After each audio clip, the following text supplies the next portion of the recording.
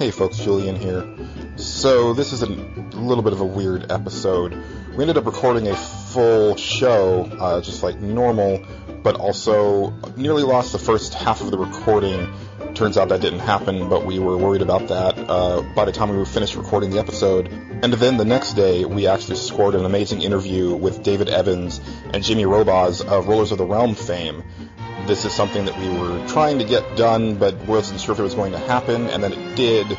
So what we've done is splice that interview into the middle of the show. It happens around the 45-minute mark if you're just here for the interview. If not, this is a really excellent episode of Nerds Without Pants, and I hope you stick through the epic length that it is. Just be aware that there are some awkward transitions between the first half of the episode, the interview, and the final half. That just happens every once in a while. So without further ado, enjoy the show. Thanks.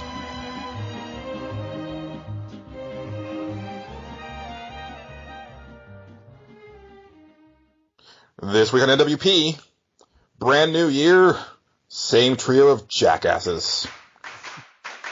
It was a beautiful day and everyone was excited. There was a picnic and the whole Nintendo crew was invited. Luigi stood up and said, "Listen everyone, I love you guys. You are my best friends in the world. You make me glad to be alive." Excuse me, hi there. I'm the announcer for a fun new family game. It's called Super Smash Brothers. That sounds nice. How do we play? Well, first I'm gonna warp you into a world of hate and war, where you'll assault everyone you have ever known and loved before. I don't think I want to do that. Oh, come on, it'll be a blast. Now grab all your little friends, cause it is time for us to motherfucking blast! Wait, no. That's not cool.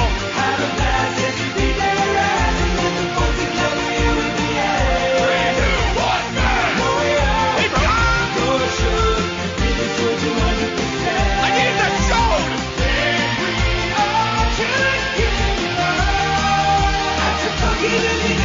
the park was destroyed, hundreds of bystanders dead. Kirby held on. Hello everyone, and welcome to Nerds Without Pants, episode 62, the first of 2015. I am Julian, and I am joined, as always, by Patrick. Jackass! And Angelo. Hi. Biggest jackass on the show, I swear to God. It's like the thing. It's that thing that we're gonna have to explain anytime there's a guest on the show. It's like, no, that's just what he does. He just likes to say hi. He has zero originality. I don't even try anymore. That's right. And we're not trying anymore on this show. All of my talk about upgrading the apparatus this year is a big bunch of lies, and we don't have a topic this week.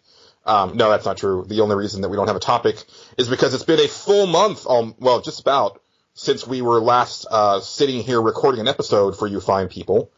So hopefully you enjoyed the music episode that we did over the holidays. But for us, that was far, far away in the past. And we've done lots of things. We've grown as people. We've had trials and tribulations. And of course, as per the usual, Angelo Grant got a whole bunch of awesome stuff from his wife. So I thought we'd go ahead and lead off with that. And by the way, I would like to say that, Angelo, my friend Ryan, who listens to the show, he's a little bit behind on episodes, but I talked to him recently, and he wanted to know what terrible thing your wife did that she feels so guilty that she has to bribe you with all of these amazing gifts, because holy crap. Know. Nothing. She's been awesome. Yeah, a little bit. She's also right in the next room, so I'm almost obligated to say that. Now she called me a jerk. I'm in trouble. Anyway, what you got? I should just dive right in here, huh? Yep. Dive kick right in. So some of these actually are from my parents, but most of them are from my wife. So I can start off with that. By the way, remember how last year you were talking about Amazon shipping and how bad it was? Yeah, I had a lot of bad experiences last year. I had to return a couple things that I got as gifts because they were like, my mom didn't notice, but like, I'll start with the board game then. I got Betrayal at House on the Hill, which is a really sweet board game that has like a bunch of scenarios that you work through. Basically, like you play the game by, there's a set of tiles and you just have like the hallway and a staircase, and I think that's it to start out. And you go through a door, and you don't know what's on the other end of the door, you draw a tile and put it there, and that's what's on the other end of that door. And that's how you build the house as you play it. And then halfway through the game, one of the people in your group betrays you. Oh, nice. And he becomes the bad guy trying to take everybody else out. And there's big, thick scenario books that actually tell like a whole story, and there's like 50 different scenarios in it. It's really cool. And the scenarios are always different depending on what characters in the game, what happened in the course of exploring the house. It's pretty neat. So, yeah, so that was cool. But when I got that and I unwrapped it, and I'm sure my mom didn't notice this, the bottom of the box had a hole punched right through it. So I was like, well, that's a problem. So I ended up calling up Amazon and getting that taken care of. The funny story is my wife accidentally bought me the same game. So she wants you guys to know that she bought it first. Oh, of course. And her copy was perfect. So I ended up just returning the one my mom got me. So they both got me that in some sort of a weird way. The other game that they both got me that was also damaged and had to be returned was Wolfenstein. Oh, I want that. Yes, I wanted it too. And so the funny thing is my wife got me the PS3 version and my mom got me the Xbox 360 version. So we just compare. I ended up returning the Xbox 360 version because the case was again cracked in shipping, and I'm sure my mom didn't notice, but there was a piece of plastic that was in there rattling around. I was like, oh, that probably destroyed the disc. Mm-hmm. And the disc was loose. And I'm like, I'm not going to unwrap this. I'm just going to return it and let them deal with it. So it was still in the shrink wrap and everything. So I just did that. And I just have the PS3 version. At this point in the game, there's probably not that much of a difference between the two. I mean, such a late game in the cycle that. Oh, yeah, I was just kidding. Unless you just want to go for, like, the achievements and the trophies. But I know you're not that crazy about those like me and Patrick are. I'm burning out. I actually, just real quick, I just, as of last night, got all of the achievements for South Park: The Stick of Truth. I played through it a complete second time and got everything that second time around. So, done with that game, so Obsidian can go ahead and make that sequel for me now, because, man, that is easily, like, one of my top games of the last year. It's just, so good. Yeah, I was really glad to hear a lot of people talking about it when they were talking about Game of the Year and stuff. I don't know if it necessarily won. I'm so behind on podcasts because everything has been crazy, and like even reading websites and things, but I'm glad it's getting talked about a lot, because even if it's not a game I'm going to own and play, there's a lot of effort into it, and I can really appreciate the effort that went into it to make it look just like the cartoon, because it really looks just like the cartoon. And also tell, like, in my opinion, one of the best, like, South Park stories in recent years. Like, it's on par with, like, the last few, like, really big, like, 3-parters that they've done. It really does feel like of that type of scope. So, yeah, just can't say enough good things about it. They even expanded more on that this year with, like, jokes that went throughout the whole season. But I'm really glad that Trey Parker was able to beat out Kevin Spacey for the Best Actor of the Year at the Video Game Awards. I was going to say Video Music Awards for a second there. Was that for voice acting or just? Yeah, for voice acting, for voicing many voices.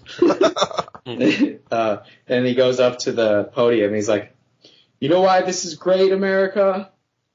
Because only in a Video Game Awards show can Trey Parker beat Kevin Spacey at acting. That's awesome. And then Kevin Spacey had him killed.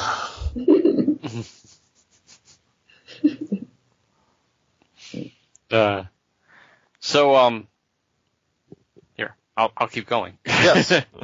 BioShock and BioShock.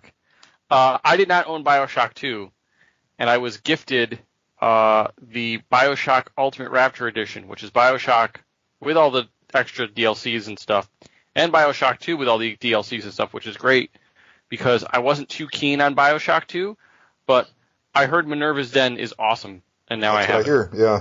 So I really want to give that a shot. I think you can also play that by itself as well, so. Minerva's Den? Yeah, I think it's kind of standalone, so might look into that.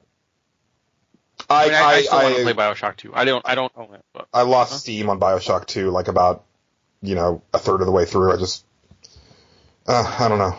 I just didn't play the second one because I heard it wasn't as good as the first, and I'm like, I don't want to ruin what I think of BioShock. I actually haven't even played Infinite, but I should have. Yeah, Infinite is really good. It's got some issues, but and I see that Angelo got that as well. Really? Yeah, I got BioShock Infinite too. So that's great. So you got BioShock Infinite too? I didn't know they made one of those. TOO. Couldn't help it. I know. English. We're in the funny. future. But yeah, so I'm looking forward to that because I heard a lot about it and it sounds great. So what else did I get? Here's the funny thing. I just bought Tales of Exilia, and my wife bought me Tales of Exilia 2. So now I have to play that. Yeah, you got a little bit of backlog going. Well, I know. It's what I do. Kind of your thing. Yeah. Speaking of a backlog, Jak and Daxter collection. Oh, all right. Yeah, haven't played any of the Jak and Daxter games. Heard good things about them. The collection was like $20, so I put it on my list, and my wife got it for me. So. I wonder how it holds up because they are really heavy collecting type of games. But oh, are they? So yeah. Are they more like the Banjo? Oh yeah, and I would Tooie totally type game. say it's like that mixed with Ratchet and Clank, and it came out at the same time as Ratchet and Clank. It was kind of like their answer to it in some ways, or they were fighting each other for their fans. But look how angsty he is. Can't you see the angst? Yeah, and it gets darker. This isn't that playful Bun Banjo stuff. This dude is serious. I got the Ratchet and Clank collection as well. Jesus. Mm-hmm. Yeah. Okay, well you're done as far as you just have you don't need anything else for the rest of the decade. Your life? Yeah. Except for this Ratchet and Clank game. The other one that's not on the collection. Which one? I didn't need that. Cracking Time. Wait. Oh, that's one of the best ones. That and Tools of Destruction. But didn't the Tools of collection Destruction come first? No, on the collection it's Ratchet and Clank Going Commando, and Ratchet and Clank Up Your Arsenal. And those are all the PS2 ones. Right, these are all the PS2 ones. Well, and except for that one that nobody wants to talk about. Right. That one doesn't exist. So I got Cracking Time as well. I think that we've established it's the best franchise of all time. We have not established that, but it is very good. It's really good. I do love those games. No, it is my favorite world to when we did that one episode with what world would you want to live in if you could live in any of the worlds? I'm pretty sure I said Ratchet and Clanks. I know you also came up with it for this crazy amusement park that would be so dangerous to children. But oh my god. And then Sunset Overdrive happens. They were listening. Didn't you have the crazy monkey experiment idea too? Wasn't that yours? I don't know about real that. life Super Monkey Ball or something?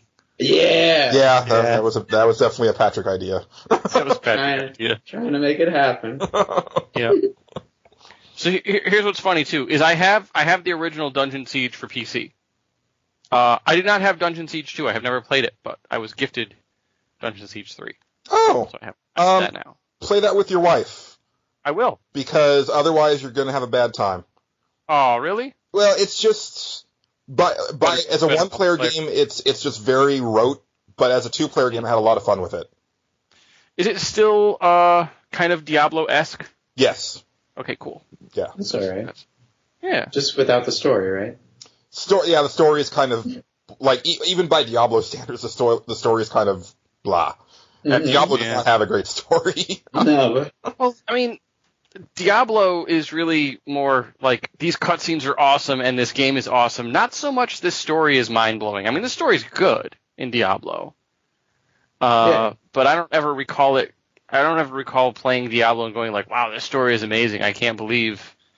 That's what I'm saying is that even by those standards, Dungeon Siege 3 is not something to write home about. Exactly. It's like a mediocre angels and demons are fighting a battle, but that always sucks me, and I'm a sucker for, the supernatural and gods and stuff.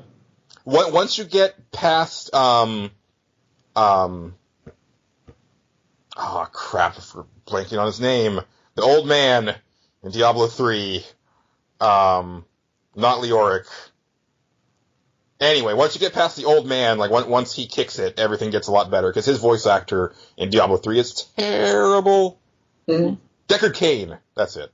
Oh yeah. Deckard Cain, terrible. Didn't people love him in the earlier ones or something though? Yes, yeah. I don't know if it was the same voice actor, but it sounded like when I do an old man voice, which everybody knows how terrible that is. That's what it sounds like to me. Oh yeah. We have to fight Diablo. That sounded a lot like the male version of Stay Away from the Summoner. It really did. Stay away from the Summoner. Anyway, Dragon's Dogma, Dark Arisen. Ooh. Okay, I got that. I've been looking forward to this. The pawn thing and everything else. It just sounded really cool. That's one of those games that frustrates me because I know that game did really well for Capcom, like way better than they thought it was going to. And then, there's still all this talk about how they're like barely, scraping by, and people are worried that they don't even have the money to develop Street Fighter V. And it's just so sad for me because Capcom's one of my all-time favorites. Yeah, same here. Same here. Which is why I got Mega Man? Ooh. No, Capcom Classics Collection Volume 1 and 2 for PlayStation. Okay. I think I got both of those. They're fantastic. Yeah. They were on my list. I was really looking forward to them, and now I have them, and that's great. Have you picked up, like, the Final Fight Double Impact for Xbox Live Arcade by any chance? Is that the one that had, like, the simulated, like, tube and everything? Yeah. Yeah. They did a really great job with that. It's really lovingly recreated, and I wish they would do more stuff like that. They did it also with the Dungeons & Dragons collection, which I haven't picked up yet. Is that on here? I think is Dungeons & Dragons on this? No. When they brought it to... that's Konami, isn't it? No, it's Capcom. It's Capcom. But when they brought it over to Xbox Live Arcade and PSN, that was like the first time that you could get it since like the Saturn in Japan. This has Knights of the Round, though. Yeah. Knights of the Round is pretty solid. I don't know about that. Yeah. I liked it. It gets the job done. Yeah. Did that have Arthur in it? Strider is on here, the arcade version. That's freaking great. How does that compare to the new Strider? It's a totally different game. New Strider's pretty good. New Strider is, but this is an arcade game. It was, quarters, and you better be good or you're paying more quarters. Yeah. But, man, was it nuts. Dude's walking on walls, he's cutting people with laser swords. It's awesome. So, I'm looking forward to that. But I have retro games, too, that I got. So, there were those, the PlayStation 2 ones. Those are definitely retro. And then I got this, because apparently I'm on a pinball kick. I got Odama. Oh, okay. Nice. Which I have not played. Odama. Yeah. For the GameCube, which I checked. Apparently everything works, like the microphone and everything works on the Wii. So that's good to know. Yeah, I actually remember playing that at E3 back in the day, and being like, that's kind of nifty. I think I'm gonna like it because it's basically pinball, but with like other crazy stuff going on, and I tend to like those games. I don't know if you noticed. That always has like a certain kind of mystique for me. What is it? Odama. So, because of that humongous box it had, I remember when the GameCube came out, I was like, whoa, man, this game is like extra, and I never got it because I was just scared. But it's just that microphone in there, right? That's the reason that it's the big box. Right, Angelo? Yeah, there's a microphone in there that hooks up to your controller. Does it still cost extra, or how much does it come down to? No, it was regular price. I think it was a little bit more, but it's about regular price now. Like, it's not too expensive. You can get it new for a pretty good price, actually. Like, with, in box and everything. That's one of those games I have as a sleeper. It's going to be worth a lot of money someday, because I don't think that many people bought it, and I think that it's got, that extra box shape and has an accessory and stuff. It'll be hard to keep together, Yeah. These days, it's, the funny thing is that the games that end up being worth a lot of money are the crappiest games. Mm-hmm. Where it's like I don't want to look it up, but there's like this Easter Bunny game that came out for the PlayStation 1, like right towards the end of the PS1's lifespan. I would hazard a bet that it's probably worth a lot of money because it wasn't mass produced and nobody knows about it. But if you're looking to complete your collection, you got to have Easter Bunny's Day Out or whatever it was, and it's dreadful. Right. But I bet it's really expensive. Yeah. So the other two games I got, one of which I borrowed this game from a friend, and I did not own a copy, and I absolutely loved it, and I hated giving it back. So I'm glad I own my own now. It is Castlevania Dawn of Sorrow, quite possibly the best Castlevania game after Symphony of the Night. Yeah, So, I agree with you on that. yeah. Like I can it for a while for me it was Aria of Sorrow, but then when Dawn of Sorrow came out, I was like, man, this is even so much better than Aria. That's a DS one, right? Yeah. Yeah. I beat that one. With Soma Cruz. Yep. Yeah. The only thing I didn't like about it was the stupid draw the thing on the screen, but it was when the DS was like new and everybody was trying different things, and that was just one of the things that didn't quite work out. Ooh, maybe I beat Aria and not Dawn. Okay. Aria's really good too. It's just I just think if you're going to say, hey, this one might actually have a chance of being better than Symphony of the Night, I think that one's Dawn of Sorrow. Like it's on the same level. And definitely better looking than Symphony of the Night. Like I think that was the one to surpass Symphony of the Night, because the GBA games looked fantastic, but I mean obviously they couldn't match what the PlayStation could do. But Dawn of Sorrow, like there's some animation in there that really blows away the stuff in Symphony. It's friggin' beautiful. It's a beautiful looking game. And then finally, speaking of PlayStation, my wife picked me up a very, very rare game, actually. Whoa. Yeah. Vampire Hunter D. You guys know Vampire Hunter D had a PlayStation game. Yeah, it was terrible.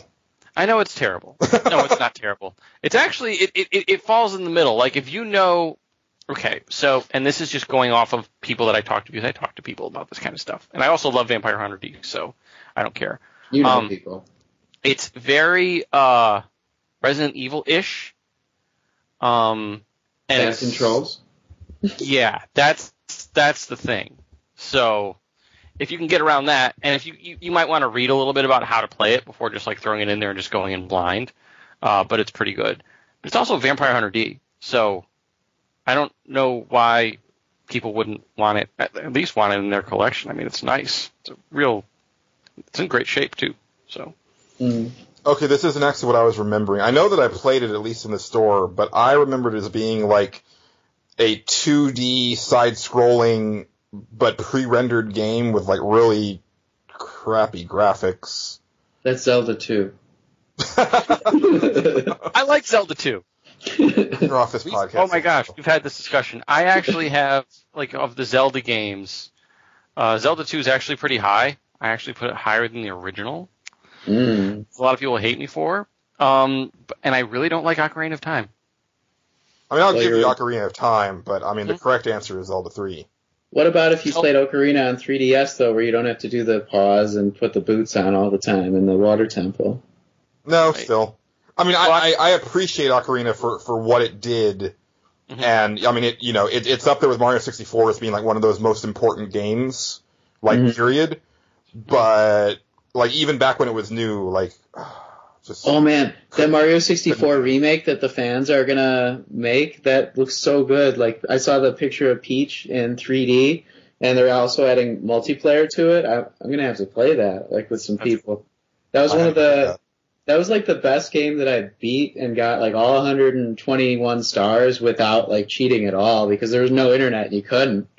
But that was one of my crown accomplishments. I love that. Yeah, me too. It was funny because I remember a guy came into our store one time and he was talking about how like getting all 120 stars on Mario 64 would take 30 hours or something like that. Like this, and like it was insane. And I was like, no, I finished that game in less than a week.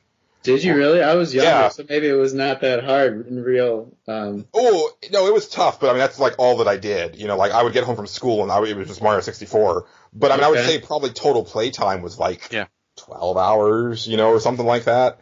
But yeah, this guy was adamant. He's like, there's no way you did it, blah, blah, blah. And I was like, no, I bought my 64 on the Sunday that it came out, and I had that game beaten by the following Saturday. And I think I took a couple days off because like I had homework or something like that.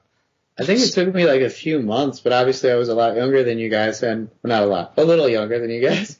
And when I got to 116 or so, I couldn't figure out where like the last few stars were, and they were like they required weird jumps and good precision with the control stick, and that was just hard for me. So yeah, Yeah, my last star was in the clock tower, and it was the one for getting, like, all of the coins. Okay. But, you know, in 64, the star appears wherever the final coin was, and I happened to fall off this ledge and hit this coin, and it was just out of reach, and it probably took me, like, a good 15 minutes. I was not going to give up, and it took me, like, a good 15 minutes to kind of finagle my way back up to get that star. I was like, I'm not redoing all these coins. I already tried it, like, 3 or 4 times. And that was the last one I needed, and I was able to, like, somehow I was able to, like, do a backflip just so, and I think his boot, like, barely hit the tip of the star, and it counted. I was like, nice. That game holds up wonderfully. It does. In my opinion. I played it on, I did not own a 64, but, you know, I had a friend that did, so I played Ocarina of Time. I played Majora's Mask. I played, oh goodness. Now, I have memories of playing F-Zero X, but I can't remember if I emulated that or not. So I don't want to talk about that a whole lot. I know that's a good game, though. Brutally hard, but it's a good game. But yeah, I mean, my ranking is definitely, Star Fox. Friggin' everybody was playing Star Fox. And Kung Fu Fighting. I love Star Fox. What's wrong, Julian? I never was a Star Fox fan. I loved the first one. I had that on the Super Nintendo, and I played it all the time. I loved it. But those are kind of like, I mean, honestly, Nintendo put out the best games on that system. Nintendo put out the only good games on that system, honestly. The 64. Man, I would make a case for Beetle Adventure Racing. And Jet Force Gemini. And Body Harvest, actually. Body Harvest was great, yeah. Body Harvest is like sci-fi GTA 3 before GTA 3. Huh. What about that Crash Demolition Dummies game? I think you're thinking of Super Nintendo. No, there was one on N64, definitely. Crash Test Dummies? Yeah. Pretty sure. Otherwise, you need to cut this. We should do a podcast sometime where we just discuss like our Zelda orders and just go with that and then just tell each other why we're all wrong. I can do mine right now. It's Zelda 3 and then A Link Between Worlds and then Zelda Link's Awakening and then the rest can go to hell. No. I could bring out right? I'll bring out the Hyrule Historia and we'll talk all about the lore and everything and how the first one's actually like the last one and stuff. That might be the first podcast that I miss. Y'all can hash that out. Then you'll edit it and delete everything. It's a lost episode of NWP. I also used my Christmas money to buy another board game. Akusa, it's called. It was originally called Shogun when it was released, and then they stopped printing it, and then another game came out called Shogun, so they called it Samurai Swords, and then they stopped printing it, and then another game came out called Samurai Sword, so they called it Ikusa when they printed it the third time. It's with a totally different group now. It was, one group published it, and then now it's Wizards of the Coast, actually. I forget what their board game arm is, but they publish both of these games. Betrayal at House on the Hill and Akusa. And Akusa is kind of Risk-like, only it's not like a Risk variant. There's only 3 armies that you really move around, and there's no cards. Everything is done by, you actually get a certain amount of currency, and then you buy what you want, whether it's you buy more soldiers or you buy a ninja assassin to take out another player's dynamo, which is basically a big, powerful character that's in their army. It's really, you have to bid on turn orders using your money and stuff like that. So it's a little less reliant on some of the stuff that makes Risk kind of fuzzy for a lot of people. But it's still that same kind of game, and I really, really am excited to play it. So that's what I got. Excellent. Well, thank you for that, and thank you to your wife for all that goodness. Mm-hmm. Good. Well, I mean, I think I can follow that up with something even better. Oh, really? Okay. Now? Yeah, I got absolutely nothing. No. Not even coal. Wow. What I did get, though, was a life. No. No. I mean, myself. I'm not comparing myself to you, Angelo. I'm just saying, like, I've been playing too many video games this past year. I've spent that good 4-month period where I was just playing Final Fantasy, and I was going to get Dragon Age, and then I was like, this is going to suck 200 hours of my life away too. I need to actually learn Guitarsmith, and that's what I decided on. I told everybody who gets me presents, my mom, my dad, and my grandma, that I didn't want anything this year because I got to force myself to learn that and not play anything new except for Destiny. So I've been playing Guitarsmith a lot, or I think that's what it is, Rocksmith? No, it's Rocksmith. And I just today got my first song over 75% notes hit, which was, 16 Saltines by Jack White. Not very hard at all. It's one of the easier songs in the game, but it's fun to play and like jump around the room like you're Jack White. And also, I mean, you know, I would say when it's mimicking more closely the actual guitar motions, like getting that high of a percentage is pretty darn impressive, even on an easier song. Yeah, especially for 3 weeks in. Yeah. I think that there's a lot of error recognition. Like, it's easy to fumble your way through songs and get some notes. Maybe that's just me, like, moving my fingers in serendipitously the right place or something. Like, I'm not sure if what I'm doing is actually hitting notes sometimes, but I'm new at this, so then I see, like, I hit 50% of the notes at the end, and I'm like, but it said I missed, like, 300 notes. I don't know. It's really hard, it seems like, and then it makes you feel good at the end until it says, like, bad performance. But when I see the numbers, percentage-wise, it's okay. I'm good. It's kind of preparing you for a stint in politics where you have the facts and then you have, like, you know, the numbers that you believe. Yeah. But then you have what everybody else believes about what you said, and politics are fun. No, not really, Angelo. No, I hate them. Oh, yeah, that's like the worst job. I don't know. But some part of me wants to be a leader. It's ideally a good job. Like, you want to be a leader of the world and stuff sometimes, but, like, then you see what our politicians do.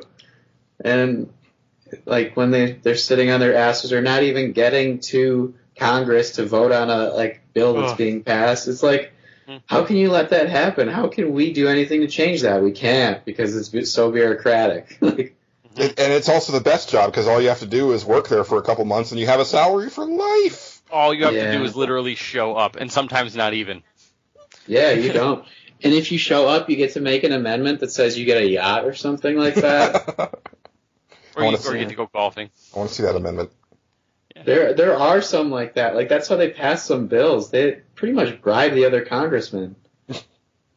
Just a bit. Anyway, this is not the All Politics Talk podcast. No, thank God. You're listening to NPR. And WP, Nerds Without Politics. Exactly. Politics are on the floor in a pile. Right. Next to my shoes. Moving on, though. I did want to mention Destiny in greater breadth, though, because I wanted to talk about this for like a month with you guys. When we last spoke... Last time on NWP. I was not a part of any raid groups or anything like that, and I was struggling to find anybody, or like thought I, was on my own and stuff, and I had just gotten to the high 20s and all that. And then, like, soon after our last podcast where I talked about it, I just messaged someone in the tower. I was like, hey, would you help me with the Nightfall? And then the guy was like, wait, I already did that, but wait, I'm just curious. What's up? And I told him my story, and he's like, oh, man, well, why don't you come in the Crota raid with us? We're going to do that. Or, like, why don't you come in? It was the Vault of Glass first. Let's do the Vault. I was like, I never did that. That's awesome. I got too excited. But I was with 6 people right away, and we got in the Vault. And then, like, there's these people telling me, what gun's good and stuff like that, and, like, how they've been trying to get, like, the Icebreaker and exotic weapon for a really long time, and, like, I should look out for that one. It's like a sniper rifle that does really good precision damage, and after you shoot the weapon, you don't have to look for ammo because it replenishes itself. But it also, if you do I'm not sure if it's precision damage or not. If you kill an enemy, though, it'll explode and hurt other people with splash damage. So it's like maybe the best gun in the game. Some people think so. And then they were telling me about stuff like Atheon's Epilogue, which is like this auto rifle that has like a kind of damage that's not normal, that does like more to certain shields and stuff. It's like a raid weapon that not that many people get. And what happens to me, my first raid? I get both. Nice. Did they immediately kick you from the group in rage? Well, like at the beginning, like one of the guys was like, I want Icebreaker so bad. I just know it. This kid's gonna get it. It's his first time. We'll just watch him. They're gonna give it to him. And the first chest, I got Icebreaker. Oh, it was amazing. Oh, wow. Ironically, not the best way to break the ice with a group that's been trying for that weapon. Yeah, well, some of them had it, and then like the other like couple guys who really wanted it are, envious and stuff like that, and they've been grinding for, months and months, doing it with 3 characters 3 times a week. I don't know, maybe it was a way to get me like on their level or something like that. Maybe Destiny was trying to balance out how good each player was and make me better and like make them want to play with me more or something like that. I was like, ooh, that's actually an interesting thought. Like, what if there's some sort of like rubber banding to the loot? Yeah. To kind of bolster, like, well, this guy's the weaker one in the group, so let's give him a slightly better gear. And so then, I wonder, ooh. I've seen that 3 times so far where new people to raid have gotten something really good the first time now. At first I heard it was really hard to get stuff, but I got those 2 things, and then we did another raid where I got like the best boots in the game for my guy. Oh, man. It was crazy. And it was like the best experience I'd had. So I, was talking to all these guys the whole time, and I friended them, and now I'm like really close with their clan, and then I started playing with this other clan through them, and then like this person who I worked with, her boyfriend played, and I was playing with them on the weekly nightfall. Now I have like 4 different groups of people who I play with, and I'm like popular in that game. That's actually really cool. Like that, what you're describing there reminds me of like those fond memories that I have of like those first like couple weeks in Final Fantasy XI, where I still like specifically remember like those first parties. Like I can tell you the names of the characters in those early parties, because it was like you would just hook up with like random people, and it's like, well, let's go do this, now let's go do that, and we don't know what we're doing, but this looks fun.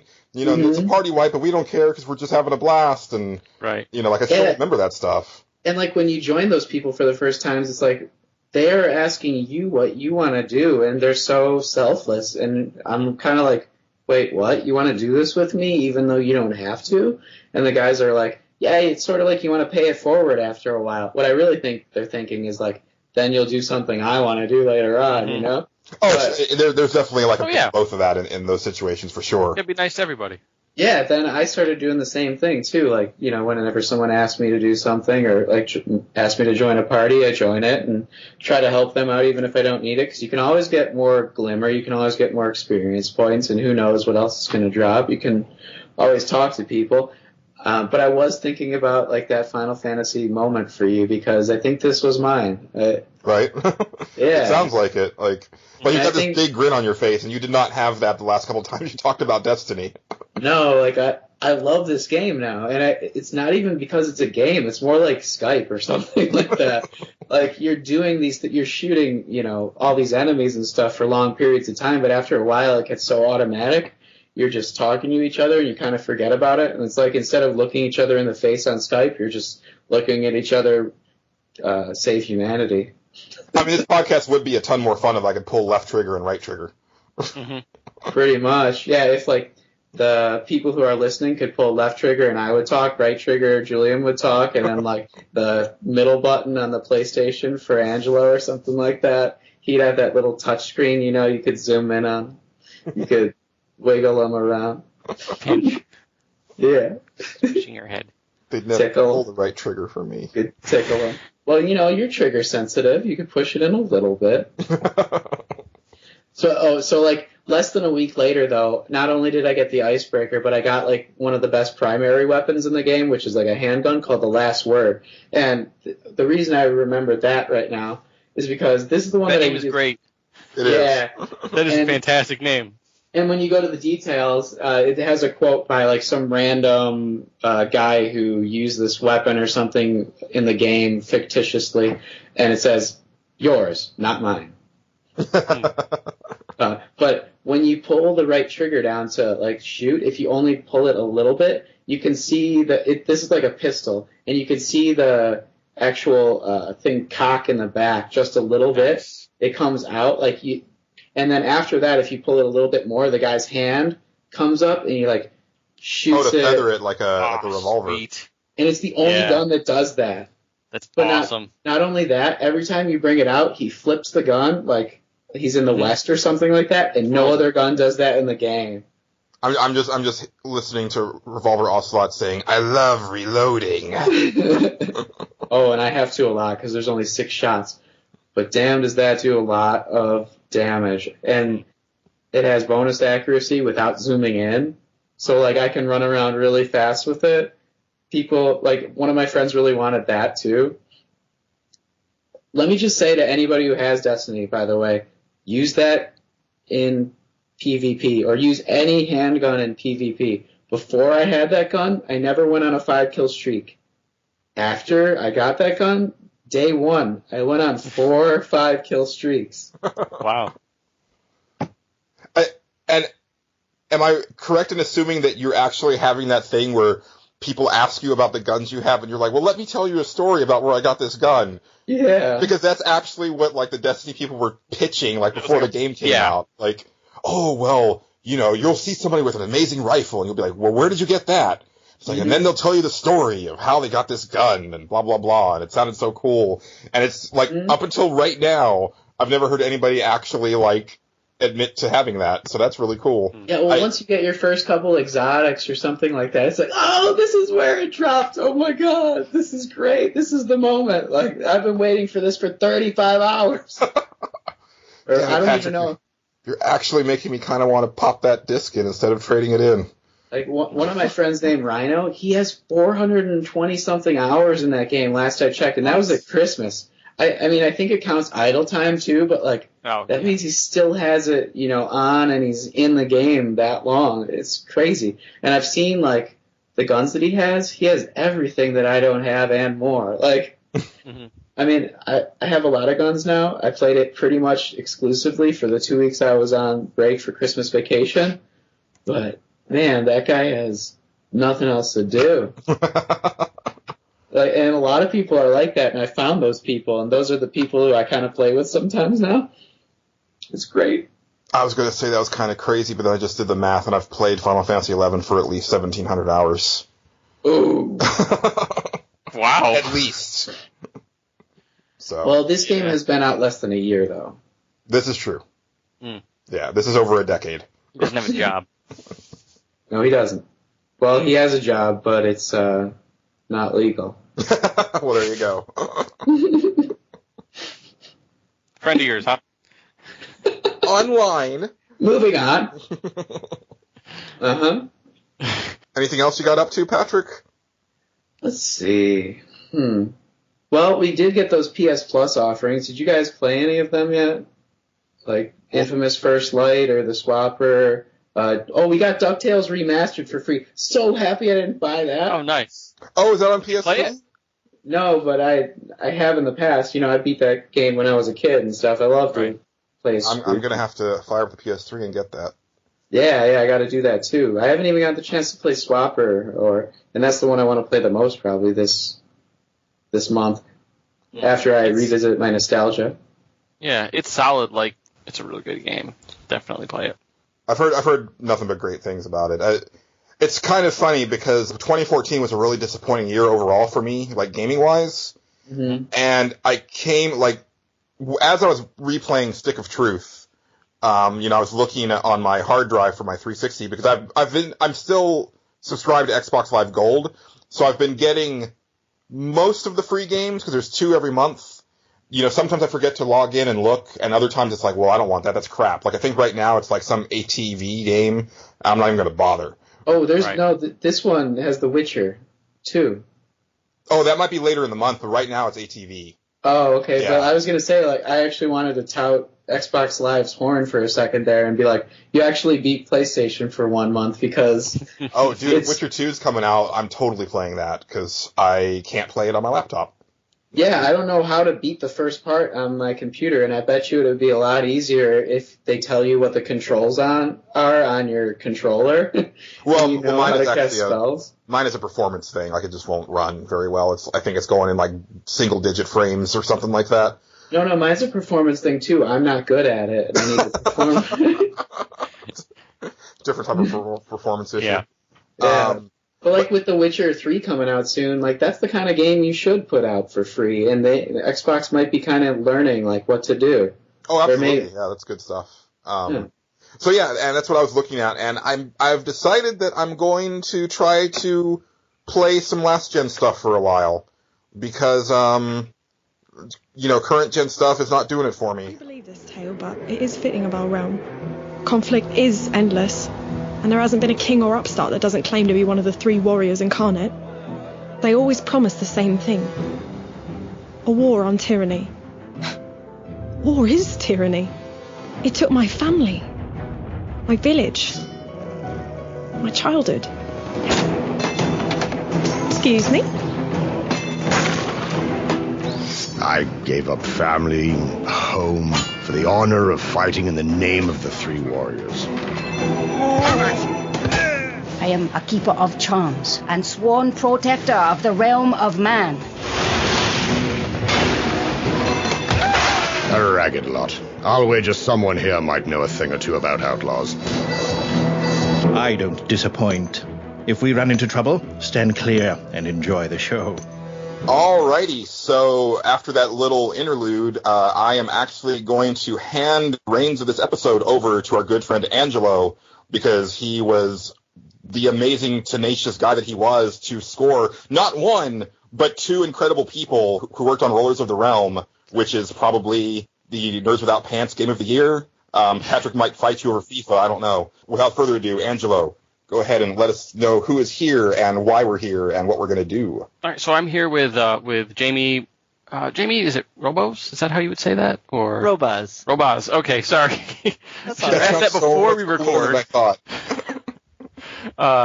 Anyway, who is you are PR, I believe, for Phantom Compass, correct? Yeah, community manager and production assistant. There you go. And David Evans, who is the game director. How you doing? Great to be here, man. And they're the guys who brought us Rollers of the Realm, among other people, from Phantom Compass. One of the games that I've been pretty happy with. I did a review of it for Pixelbit and gave it a 4.5 out of 5 stars because I liked it. And we're just here to get their thoughts on the game and their thoughts on working on it and talk a little bit about it. So how you guys doing? We're doing great. Thanks.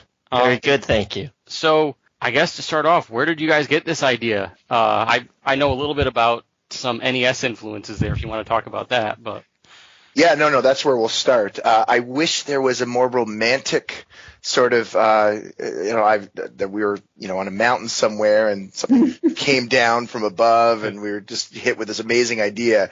But it actually built fairly slowly from a group of us getting together. We were all AAA developers who met up with the Phantom Compass core team, who at the time were mostly a flash shop, and we wanted to work together. And one of the guys in the room said, "Hey, let's do something like this," and showed us some images and some video from Pinball Quest, which is the old NES game that I'm assuming you're talking about or alluding to. And we thought, yeah, that'd be a good thing we could do in about 3-6 month small project, just sort of to feel how this sort of relationship will work with the indies meeting the AAA guys. And we ended up bringing it to like a prototype to GDC, and we started getting funding, and things just rolled from there. And it ended up being about a 3-year project from where that started to where it is now. And we just love the novelty of the idea. And once things got rolling, we just realized how many great analogous connections there were between role-playing games, sort of traditional familiar role-playing tropes and pinball mechanics. And I can explain a few eventually if you want, but that's where it all started. Oh, absolutely. Yeah, I definitely want to get into that. But real quick, where did you come up with the name Phantom Compass? We got a few people asking about that. You know what? I don't know I've ever asked Tony. Tony's our boss and the owner of Phantom Compass. This was a name that he had come up with when I believe Phantom Compass was just him. And I think he's been going with that for 12 years maybe. Oh, wow. Because he was doing consulting and flash games and things like that. And just over the last 5 years, the company's gone from, I think, 3 employees to, Jamie could probably help me out. We have 12, I think now. We are 10 strong, I believe. 10 strong, right. And we have quite a few contractors working with us too. Yes. So it inflates our numbers to probably 15 or something on a good day, I guess. But and I do not know the answer to this. I think he just thought it was cool. Yeah, and I do too. I love it. Our motto is we make unusual games, and I think it's a suiting unusual name. Yeah, it's very evocative. Like, I'm always curious about where, especially indie studios, like where the name comes from, because there always seems to be a story behind that. But if it's just because it sounds cool, that's perfectly fine, because it does sound really cool. Yeah, I think I may have talked to Tony about this once. I think that may have been the answer, because I don't have a solid story in my head about that. That sounds familiar. Yeah. Of course, it also made me think of Phantom Hourglass, Zelda, Toon Link stuff. Yeah, we have been in situations in interviews and written up in places where we have been called Phantom Hourglass as well. So it's probably not a bad confusion to be made, but you also want to stand on your own. No, that's okay. I would definitely like to hear a little more about that coming from AAA to the indie scene. Like, could you comment on what the differences were and maybe what you prefer without maybe going into too much detail about where you were from? Because I know how the industry can be, but I just find it very fascinating. Yeah, no, I started in film originally, and I got hired at a place called Silicon Knights. Oh my God! You just made Julian's day. Yeah. So I got hired after Eternal Darkness. So I know nothing about Eternal Darkness. Well, of course, I know a lot about Eternal Darkness through working at Silicon Knights, but I did not work on that project. But I came on to do the cinemas for Too Human, and AAA was actually the one thing I was told when I started there is that you'll never get bored, and that was the absolute one thing that was true. It was not boring, and I spent 6 years there, and I got out right before things sort of went a little bit south there. Mm-hmm. And that is the largest group of AAA people that had moved into Phantom Compass were ex-Silicon Knight employees.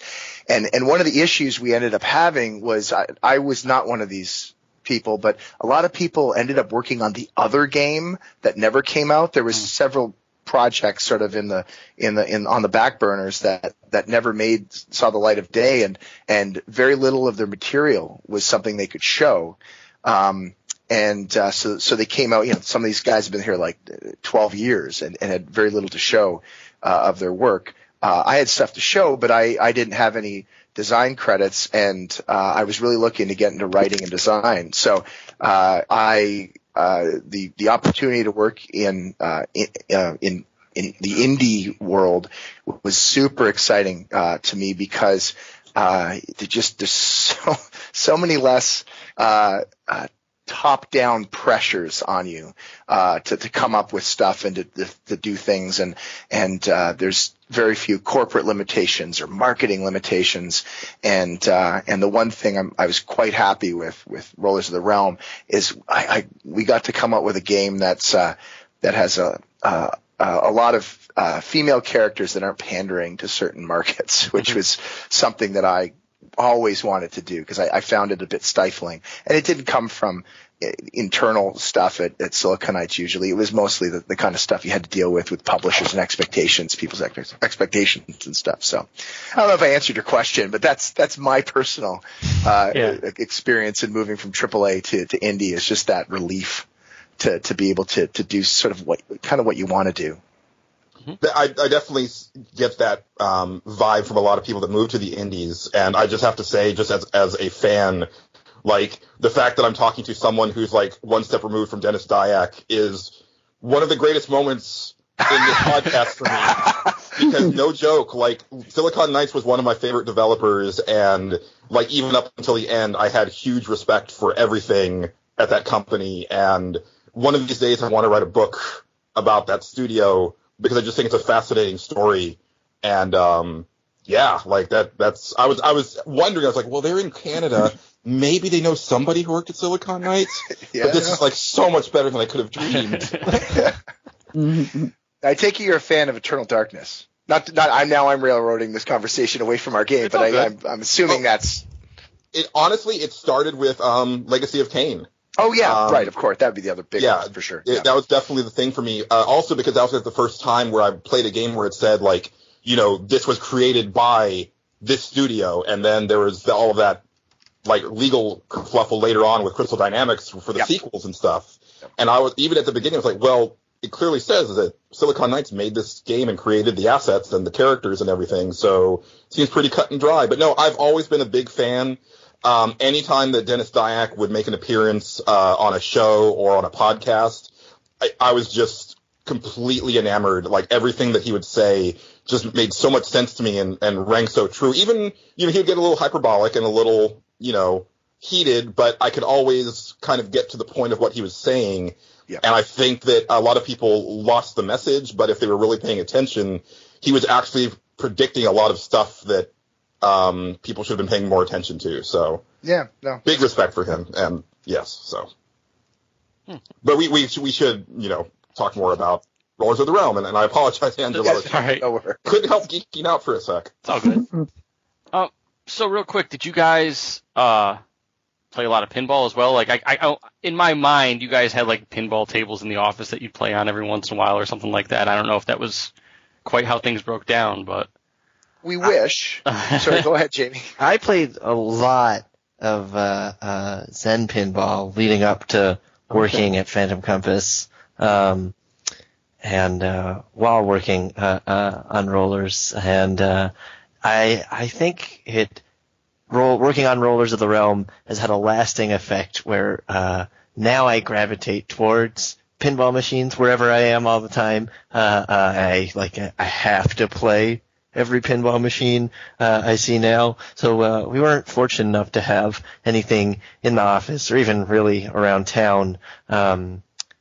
But I have a really big affinity for pinball cabinets now. That doesn't really answer the question, but that's all right. I was just wondering if there was any particular, like there was themes throughout there that I was like, oh, that's cool. I remember that from this table, and I remember like some of the puzzle sections reminded me of certain things like the top part of the cabinet on Bonsai Run, or I was just wondering if there was any particular tables that you guys were influenced by when you were making this game.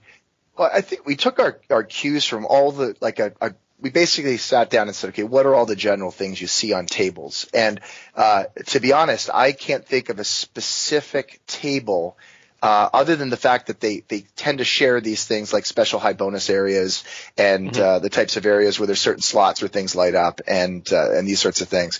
But we early on sort of sat down and felt, okay, what kinds of things would have, again, analogous connections to something in a medieval world? So we talked about what spinners could be and these sorts of things. But in general, we, at the very early stage, realized we didn't want to compete with Zen Pinball. We didn't want to attempt to make a pinball simulation. So in a strange way, we almost took that initial bit of work and then walked away and did something else, where we had the flippers, we had the basic mechanics and some of the expected things people would find, and then tried to move away from it because we really didn't want to draw that direct connection. In fact, we quite intentionally changed the way certain things worked. You can't do a traditional flipper pass in our game, right? Mainly because we want to. Yeah, actually, if you rail on the nudge with the rogue, she'll do it. So you can use her that way. But the nudge button, by the way, is the thing that allows you to affect the ball while it's in play. It's like tilt, I guess. Right. But there's no penalty for it, and you can do it endlessly, and it's sort of connected to the dexterity of a character. Anyhow. Sorry, what? Finally. Yeah. No penalty. Yeah, no penalty. Because our tables don't break and we don't need your quarters. So, so basically, we ended up with something that really just had what we liked about the mechanics, but worked well for combat. And that was what our focus was, is how do we make combat feel satisfying? And the one thing I think does work, if there's any criticisms in other places in the game, I think the one place it does work is I think when you're hitting enemies that come on the board, it does feel like you're fighting them. And we had to do certain things like limit the amount of movement the ball has around the paddles so that it's a lot easier to deaden the ball and trap it on a flipper so you can swap out characters on the fly. And it's sort of mechanics, things we have on the RPG side of the game, we wanted to make easier. And so we don't have the ball bouncing around so randomly near the flippers. And we thought, if we're sort of, introduce that right off the top and give people a feel for that they'll accept those differences and how it isn't like a real table, and appreciate that they do make the game work better from a mechanical standpoint for the combat. I thought for sure somebody over there had played Big Guns because the night special where that block comes up between the flippers. Yeah. And he says, "You can't kill me." There's a pinball table called Big Guns, where there's a cylinder that comes out of the middle of the table and a big light that flashes in the middle and the voice that comes out that says, "I'm invincible." Really? Like, wow, that was a really interesting coincidence. Yeah. So. Well, how many pinball cabinets are there? There's lots. And I mean, I doubt there's anything we could have come up with that would have been truly never done before on a cabinet, except for the stuff that just physically cannot be done. I've seen some amazing stuff and things that aren't even specifically pinball, just old time cabinet stuff that people have been doing since the turn of not this past century, but the century before. Where there's just some amazing mechanical things that people have done with those tables. But anyway, my pinball experiences are all way back in the past and nostalgic. And I, like Jamie was saying, I was in the same boat where I started playing a ton of digital pinball. In fact, I played digital pinball from the beginning of digital pinball, where I was just fascinated at how physics could feel right on Apple IIe or where the heck I was playing it on. I don't remember what it was. But. Oh dang! I only got my start at like Space Cadet. Were you guys big fans of that? I definitely played a lot of Space Cadet. Yeah.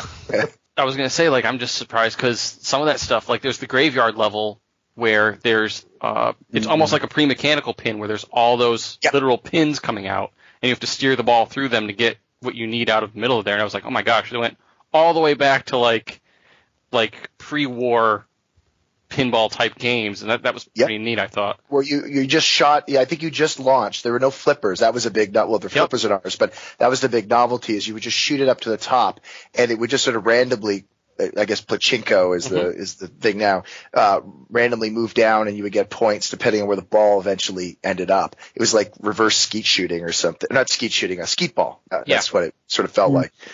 But and that may have been more directly taken from that kind of old time table. At least pachinko was certainly the influence, or that Price is Right game. I don't know if you remember that.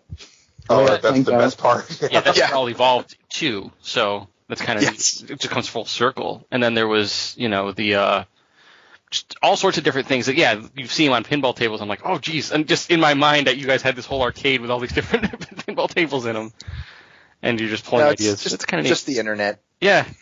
Well, guys, since you didn't have your own arcade with all these pinball tables, we've done something in the past on our shows where we pick our own 4 tables that we'd like to put on the different sides of our basement or something like that. Would you guys have anything in mind? Would you be able to pick, your 4 favorites that you would only be able to have in your house if you could? Oh, original pinball or just arcade cabinet also. We've done both. Oh, I see. Oh gosh. Yes, I can do this. Yes, go, Jamie, please. It would be Addams Family Pinball. Nice. All right. A Street Fighter 2 Grandmaster X cabinet. Let's see, 2 more. Julian just got excited. Yeah, excellent taste so far. Thank you. Geez, I should do, I guess, another pinball table. There was a Terminator pinball table, I think, in the 90s. Yeah, I think I played that a lot when I went to movies as a kid. It had the gun, I think, that shot the targets. Yeah, that one's really good. That pinball table. And then one more game. I guess for novelty's sake, it would be a DDR cabinet. Nice. Oh, nice. Yeah. Okay. Wow. Yeah. I am too heavy to do that and not look like a ridiculous person. So I think everybody looks ridiculous doing it. So. Yeah, the only thing I would add to that, to your choice, is I would take a Gauntlet, original Gauntlet. First Gauntlet 2. Gauntlet 2. Yeah, I guess it's better, arguably, but the nostalgia factor alone would be first Gauntlet. Nice. Plus, I mean, just that announcer. I mean, just if that doesn't hit you in the nostalgia feels, I don't know what will. He's in Gauntlet 2 though, isn't he? Or I can't remember what they did. There's an announcer, but it might be a different one. I don't know. Different voice. So, real quick, voice acting. There was a young lady named Maya who I've never heard of, and I'm going to butcher her last name. Wolzen, I think it was. It's Voloshin. Voloshin. Okay. Yep. There's just change all the vowels and sounds you think are one way, and just change it the other way. Okay. Yep. Did both the thief character and the healer, which are radically different voices. I thought that was pretty impressive. I actually did not know she did both characters, despite it blatantly being in the credits, until the launch party, the end of development. But yes.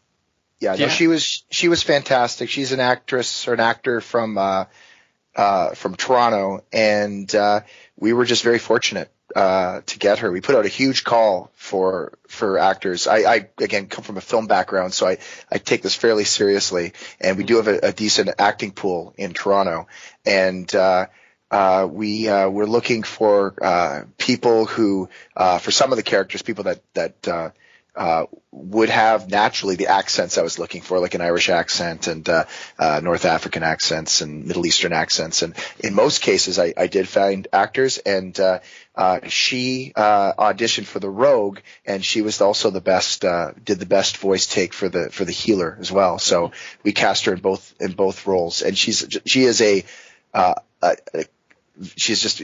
youngish. She's like, I think probably 20.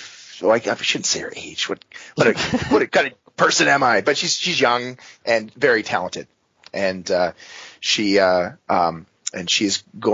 on to do great things. She's also a stage actress as well. So yeah, I believe when we put out the casting call, we got we must have gone through at least 300 auditions for the Rogue alone, and finding Maya was a very emphatic standout from the crowd. Yeah. So we're very happy to have her. That's awesome. I also just love the idea of, with it being a smaller studio, that you were involved in all of that process. You know, we're in a larger studio. I would imagine that David, you as a director, would be so far removed from a lot of that stuff. Maybe I'm wrong, but I would feel like you'd be focusing more on just like maybe like the cinematics or the overall design, and then there'd be like a whole other wing that would be worried about like the casting and the voice direction and stuff like that. Well, the nice thing was there were certain things I didn't have control over at Silicon Knights, where I did the camera layout and the scene staging, and then I would go to LA and do the motion capture. I'd direct the motion capture, and I would be present for the voice acting. And I would be able to direct as a client with a studio director at the time. So I had all that kind of control. And the one thing I never got to do is cast directly. We had say in some of the casting. We could make some choices, but I didn't have a lot of control over who they're bringing in. And the thing that bothered me the most is the fact that we were so close to Toronto and we were going to LA for that. It's when we didn't need to, because again, the talent pool in Toronto is fantastic for that sort of thing. So that was definitely what I had more control over on this was the casting decisions for sure. And was it satisfying for you getting to finally do that? Like, was it something you enjoyed, or was it more like maybe you wouldn't want to do it a second time around? Oh no, I would want to do it again. It's pretty important to me. to the casting part of it. And it's not the easiest thing in the world to do. Even in LA, both in LA and Toronto, it's difficult to find actors with certain accents. Like one of the games I worked on, I wanted so badly to have an actual Cajun do Gambit, the X-Men, and I know they changed the way he sounds in the movies and these sorts of things, but I really want him to have a proper Cajun accent, and it was kind of impossible to even out in LA to find somebody for scale in LA. It was just not easy to do. And again, you only have so much time, and you're only going to go so far for these things. And when it's your baby and you're in charge of the casting, you'll push a lot farther to try to get exactly what you need for a part. Which is how there's 299 people that didn't get that part for the Rogue. Yeah. Neat. So, cool. What are you guys up to next? Now that you're probably still doing some stuff for Rollers, I'd imagine, because the way stuff works these days, it's never quite truly over. But what's next for Phantom Compass? What's next for you guys? I'm trying to think of what we can say. Yeah. I know we can say that Rollers of the Realm was recently patched on Steam and PS4 and Vita in North America with two new arena levels that are a boss rush mode, and that patch is quickly making its way to Europe, if there are any European listeners. So that is definitely a thing that is being worked on. Other than that, I really don't know what we can say. We're really busy. I can say that. Yeah, we're super busy.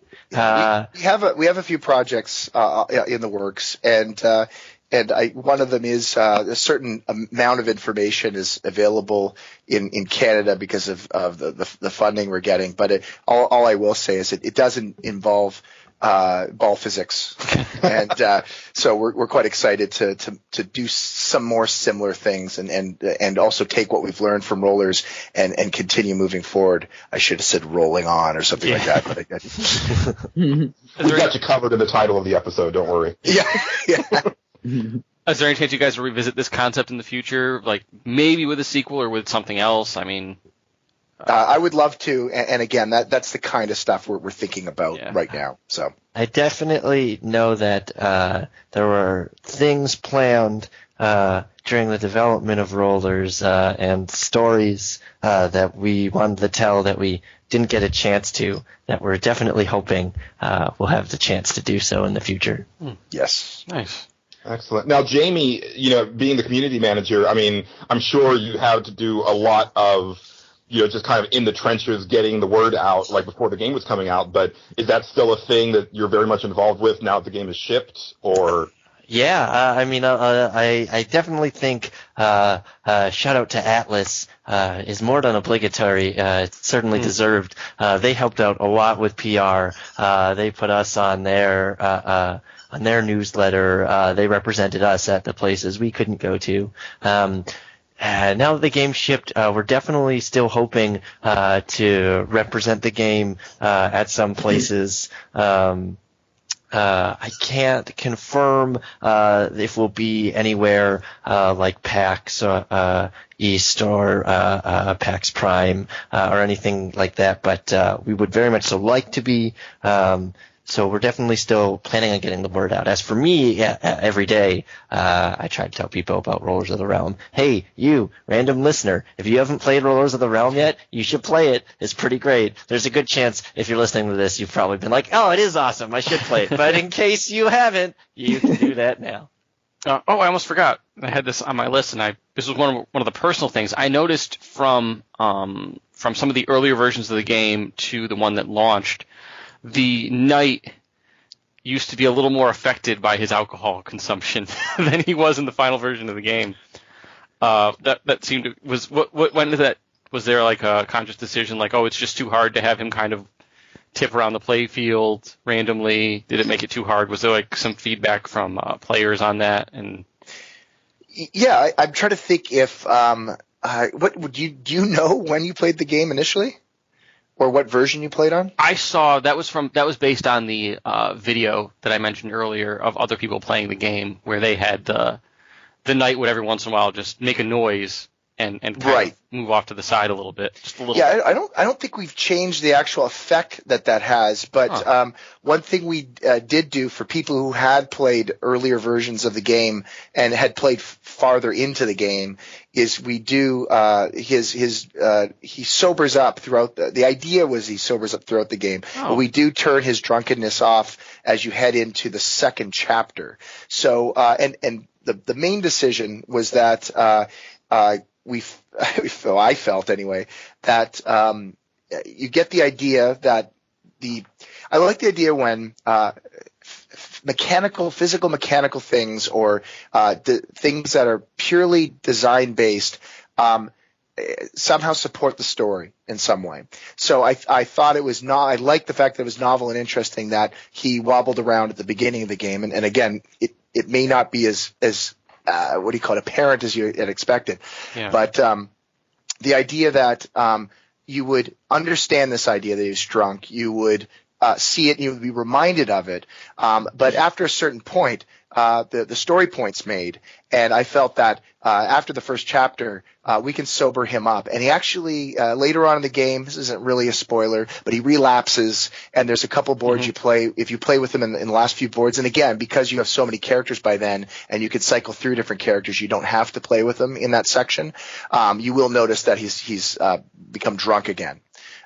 So, but the idea was, I was concerned that it would be frustrating, and again, because the story point was made and it's already served the narrative, I wanted to move past that as soon as we could. And I originally thought we would want to sober him up throughout the game, and that sort of subtlety would probably go unnoticed. And B, if anybody was starting to play to it or expect it, having it ride so far into the game, I think people would. It probably wouldn't serve the mechanics of the game. Yeah, there's a definite reliance on that particular character. I think more so than some of the other balls that you end up playing as, to the point where there is a mission or two later in the game where he's absent, and you notice. Yeah, there's even an Easter egg in the second chapter where, and I don't know if this is a spoiler or not. You can go ahead. Where if you use the dog in the burial grounds, you summon the undead as kind of foreshadowing of the events that come later in the game. And that the knight remarks that he felt like he sobered up beforehand. So I believe at some point that was probably intended to be dialogue that was presented more obtusely to the player. Yeah, I actually accidentally stumbled on that scene where the dog does something that you shouldn't do in a graveyard. To a grave. Does he defecate? He marks his territory, and I think the knight yells at him. I believe that's how it went down. It was a while ago. That is what happens. Yep. No, don't do that. Yeah, there's some. I don't know. I really enjoyed it. There's some real tactical stuff you have to consider there too. Like, I ended up thinking, well, I'm just going to end up using the knight a whole lot because he's a big ball. He's hard to drain because, and there's not really out lanes to speak of, like on either side, like there normally are on a pinball table. Yeah. Not usually. And if there are, there's usually some way to avoid them. Like there's flippers placed off to the side or something you can do to make sure that. So if something drains down there, it's definitely your fault. It's never like you just throw your hands up in the air and go, well, that's pinball. Like you would on a more traditional table. Right. There are some times where you have to think on your feet. There was the level that I was mentioning before where the knight's absent. There's a mage off to the side who will just nuke your flippers all day unless you get the rogue and kind of scoot behind him, and you have to hit it just right so you don't overshoot. Lots of stuff like that in there. Yeah, it's actually really always interesting to hear for me. I think every review that we've had, and almost everybody that we talked to about the game, has a ball preference. Even earlier today we were talking about, was it your friend Dave or somebody who played through the whole game only using the healer? Huh. And there are other people who played through the whole game just using the hunter, and everybody seems to have their own opinion as to who the best ball is or who the most useful ball is. And it's really great to see all of that come to fruition with such diversity. Yeah, and there's enough to where my approach to a particular puzzle would be different. Like, somebody else could have handled that situation totally differently. They could have maybe grabbed the hunter and just kept the ball in that area until the hunter shot it to death. I mean, there's other ways to deal with that sort of stuff, so it's pretty neat. Let's see. I did have another question that came in from someone on Twitter, which was, are there plans, and I don't know if you guys can speak to this, but I'm going to ask it anyway. Are there plans to bring this to any other platforms besides the one that it's currently out on? So it's currently out on PS4, Vita, and PC via Steam. So We can't. I didn't think so. We can't say if there are plans, but that does sound like a really good idea. Mm-hmm. Okay. Yeah, and we did develop in Unity for the express purpose of having the ability to less painfully port this to other places. So that also speaks to the fact that these things are possible. And it's a fairly cryptic answer. It is what it is. So, and this might be a little bit like inside baseball, but with the publishing deal with Atlas, would that be something that you would always have to go through them to bring it to other platforms, or is it your sole IP and you can kind of go wherever you need to, depending on if somebody else has a publishing deal on a different platform for you? Yeah, the only thing I can say is that we do own the IP. Okay. Phantom Compass does, yeah. But I actually personally don't know much else about that, the deal, because I am the game director and not the studio owner. So, and they smartly keep me in the dark about those things. Yeah, probably not the battles that you want to be fighting.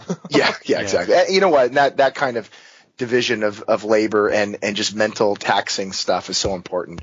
The fact that I mean, that is a great thing that we have someone like Tony who is very passionate about games, does a really good job of looking at stuff and giving his opinion, helping us sort of steer us in the right direction. But at the same time, he's doing so much work in getting us gigs and finding good homes for our games and these sorts of things. So, yeah. It seems like you have a really sweet gig, and I've just been wondering, I hope it's not too much to ask, but like, how do you become a director of like the game itself? It just sounds like such a big project, and it must have taken like decades worth of experience, but I'm really interested in it. Well, in my case, it was kind of by default, to be honest. I came from a directing background in film, so in terms of managing people and being comfortable about talking to people, and in particular, really knowing how to make people feel good about what they're doing, sort of really pushing them to do their work really well, and on a small team. Because it was a small team, I also had to step in and do a lot. I mean, I did just about every job. I did a little bit of every job because, again, there was only at certain points there was just two of us working on the game, just myself and our lead programmer. It was in terms of this being a typical director gig, I would have to say no, but maybe an indie, because this is my first indie title. Maybe this is pretty normal for I mean, obviously there's certain groups. There's one programmer it makes games sometimes. So in this case anyway, I had that experience from film. I had the cinematic background got me into video games, and I worked at a level where I'd be directing stuff, but totally insulated from the actual design. And I think that's something I just so wanted to be on the design thing. And the main thing was really that we had, and this is typical of all sorts of places, you end up with these siloed gameplay and story are siloed from each other. And I always so much wanted to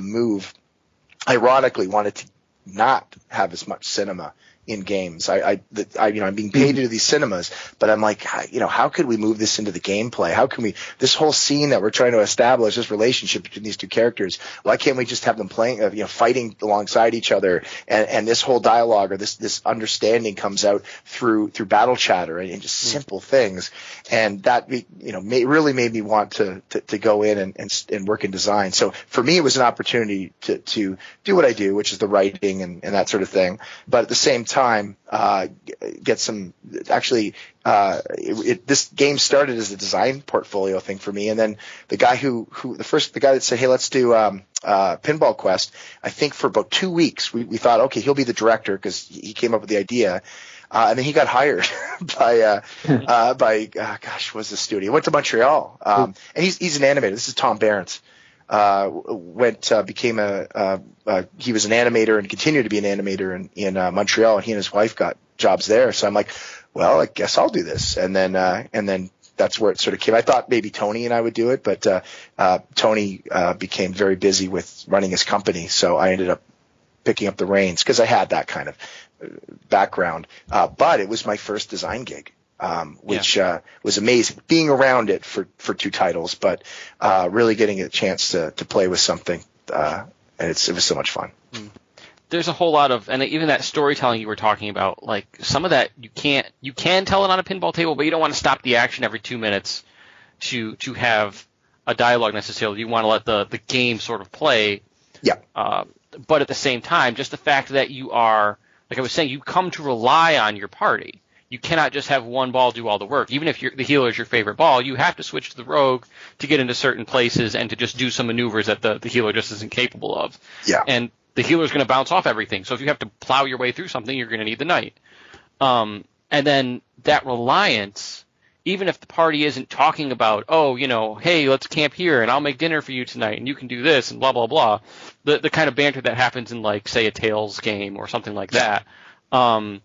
When you get to that final boss battle and things are happening and the party is communicating, you do feel like they've earned the sort of camaraderie with which they're speaking to each other. Like, it doesn't feel forced just because mechanically you've come to rely on them. So I thought that was pretty well handled, actually. Yeah, and that's, you nailed it. That's exactly, and it's funny. This wasn't the perfect game for me to exercise this idea of moving as much story into a game as possible, because there's further limitations of it being pinball, I think. And the fact that there's really no passive moments in the gameplay. I mean, you're always got to keep that ball going, right? But just the idea that this game at its core is about misfit characters coming together and being a greater than the sum of their parts type story. And all you have to do is now have these characters mechanically work together and feel that they gel and feel that they rely on each other through the mechanics. The idea of the way you can swap in balls, the way you can bring up the knight, have his shield come up, pull him out of play, bring in another character, and utilize his shield for the 20 seconds it's up there to protect another character who would normally be more vulnerable than the knight. This art also just plays to this idea, and just the simple fact that that's happening is the core of what's actually happening in the story. And the other stuff is just things you kind of have to have, interstitial little things, which eventually I would love to even move those into the game somehow. And on our next projects, I would like to see if I can move as much of that stuff into the actual gameplay as possible. I just love hearing, like, the wheels turn. like it's just such a fascinating thing for me. Like, that's very cool. And also just kind of blew my mind because I really suck at Rulers of the Realm, but I also really suck at pinball. But, like, just the whole casually dropping, like, using the knight's shield and then switching characters never even dawned on me. And that's, like, kind of a game changer now. I need to go back. Well, it's funny. It's a game that has a certain amount of depth. But there's 2 things that can happen. A, you find a combination you like and you stick with it, even though it may at certain areas become not the most efficient combination. But if you really think about each of the setups, there is usually a perfect combination or a better combination. And I think that that was my hope, is that as subtle as these things are, or as difficult as they may be to find, I love it when I hear people either get something I intended or even better, find a combination that works better than something. I mean, I played this thing a lot, but there's still things that come up and I'm like, oh man, I never thought of doing that. The dog one was intended, but there's other ones that, oh God, we played the game for hundreds of hours before we discovered certain things. And the one thing I want to put this to you, anybody who's playing the game, I feel that in most cases, especially very difficult enemies, anytime you have a very tough enemy, and by tough I mean one that hits you very hard towards your flippers, try using the barmaid.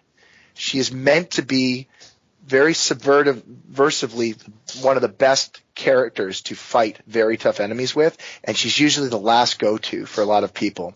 But because she stuns at a decent rate, you can essentially enable that offensive ability of the enemies. Plus, if you get all her upgrades, she will have a healing bonus as well. So you can play with her. She's sort of, for me, she's the go-to character in most situations. And then I play to other characters when a specific setup happens. Or if I lose her and I don't want to expend the mana to revive her, I'll use somebody else. Is that a character you use, Angelo, or? The barmaid, I unlocked her very late, actually. I ended up beating the game at around, when I was doing the final boss, I ended up doing it around level 7. So yeah. I didn't have all of the other characters unlocked. I think I had the monk and one other one. The alchemist. I love the alchemist. Alchemist. He is the one that, like, you will put that, I will do the shield combo with him when I have a tough enemy and just drift him by and let him just do this massive amount of damage. And there was a long period of time in development when the alchemist was everybody's favorite character, because for a while, I'd say in the very middle of development, we were doing a lot of debug testing, so we had a debug mode on in the game, and one of the features that the debugger had was that you could give yourself infinite mana. Or you could repeatedly fill up your mana bar. So what we would do to quickly beat levels is you just use the alchemist, and then you just litter the field with 100 bombs, as many bombs as you can mash out, and then everything blows up. So we definitely feel your appreciation for the alchemist. Yeah, he's fun. He's a lot of fun. He does drain pretty easy though, but I think it's just he's fun to play.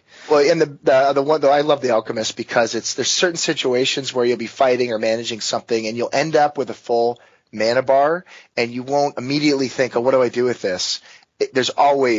You could always throw the alchemist in and drop a giant bomb on everybody, and it's always satisfying.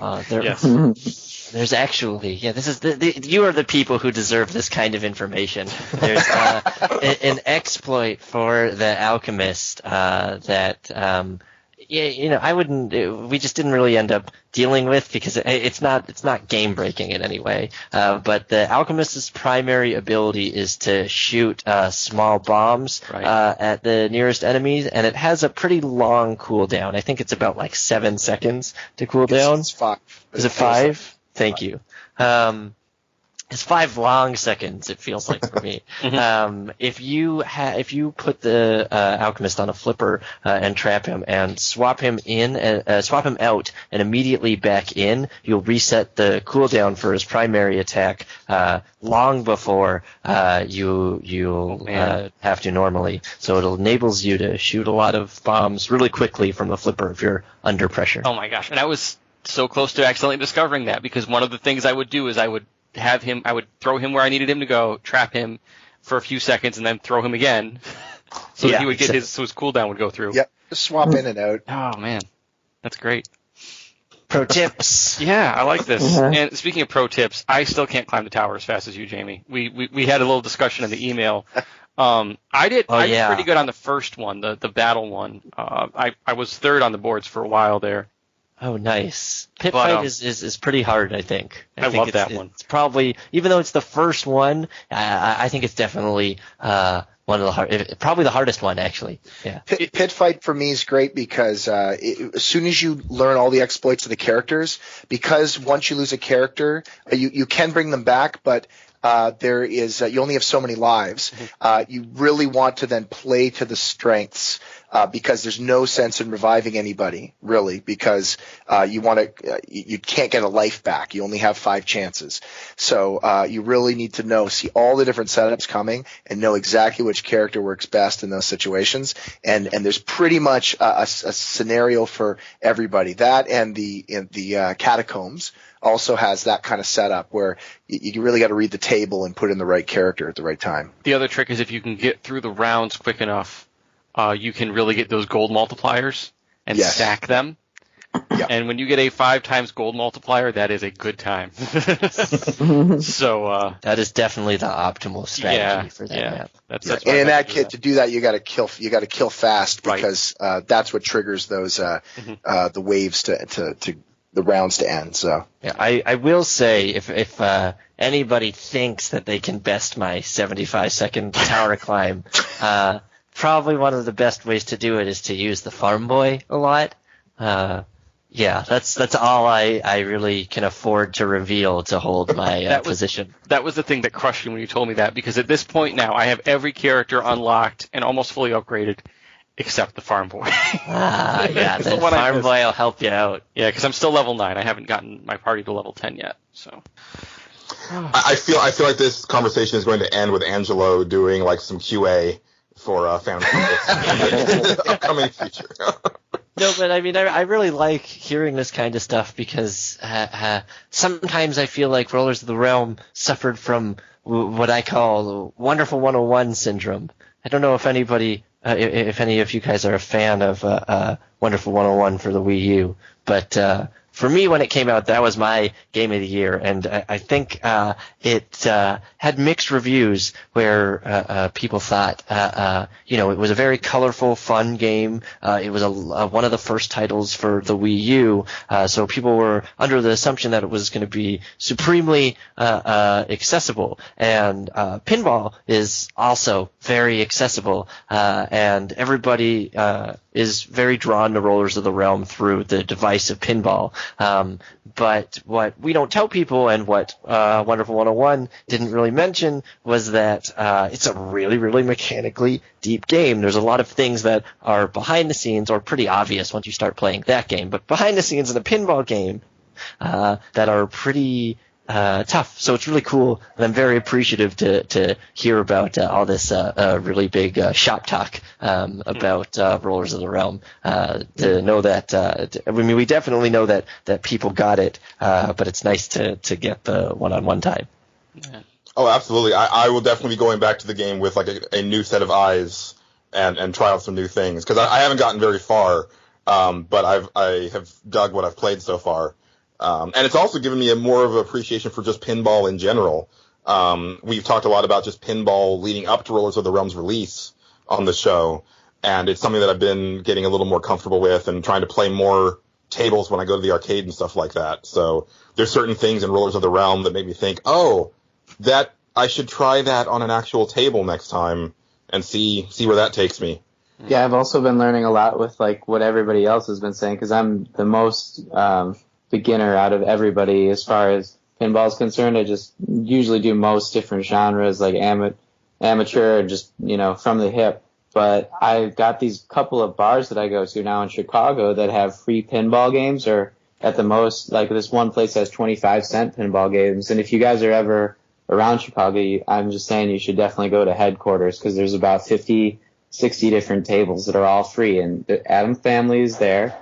All those games are there, new ones are there, and they cycle them in and out, and it's pretty awesome. So yeah, I love Chicago and pinball, so that would work out nicely.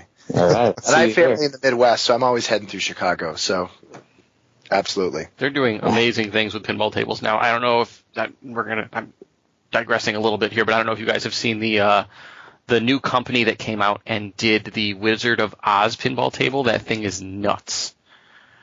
It's got like every bell and whistle imaginable. It's like really, really complex. Like there's people that do this for a living and they don't understand all the rules on it. So actually, that just made me think, like, have you guys ever actually put any thought into making like a physical Rollers of the Realm like table, and maybe working with somebody and being like, hey, here's a game. Maybe make a pinball table based on the game that's based on pinball.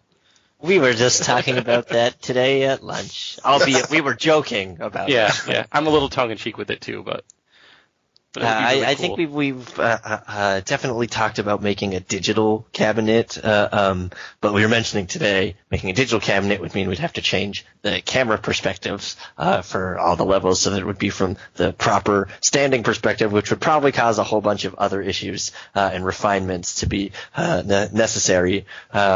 But hypothetically, in our dreams, it would be really sweet.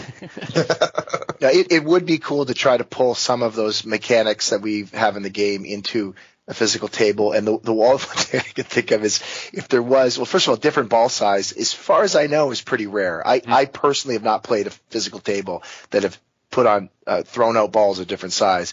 But if we threw out a ball that had a sort of an off, like was actually not balanced properly to be the drunk knight in a physical table, I think that would be something. That'd be neat. Just throwing it out there. Yeah, just put like a little off weight inside the ball so that every once in a while it's kind of like lean to one side. Yes. I think it would be cool. And maddening. Yeah. Or you could do what they do in Addams Family with like the power, where there's a magnet underneath the table that kind of messes with the game every once in a while.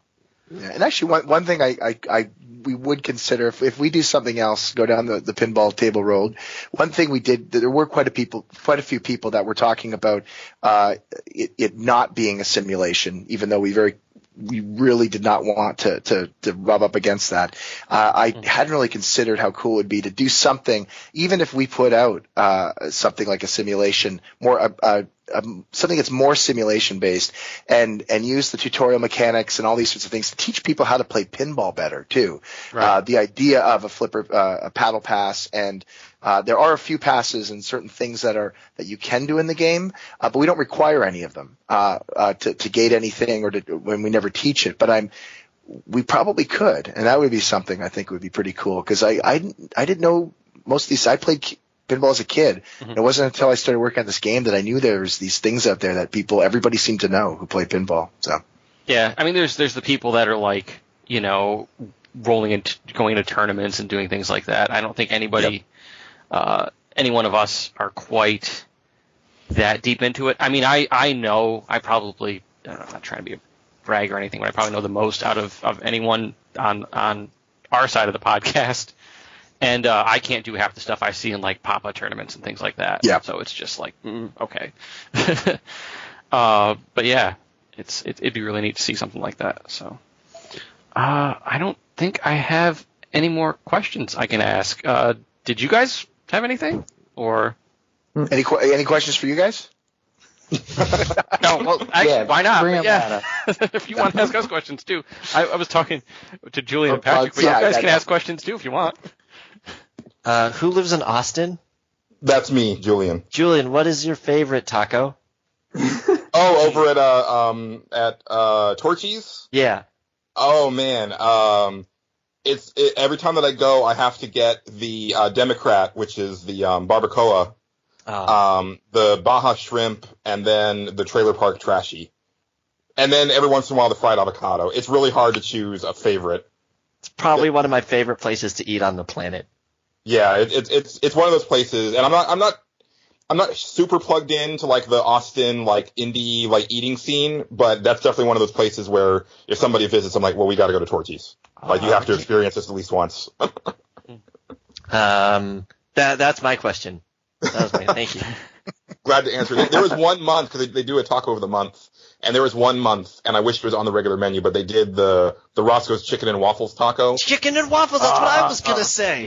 Yeah, it was a taco with a waffle, fried egg, chicken strips, and bacon. Yep. With the syrup, and it was so damn good. That month was the only month I've ever been to Austin. On behalf. Oh, you were lucky, man.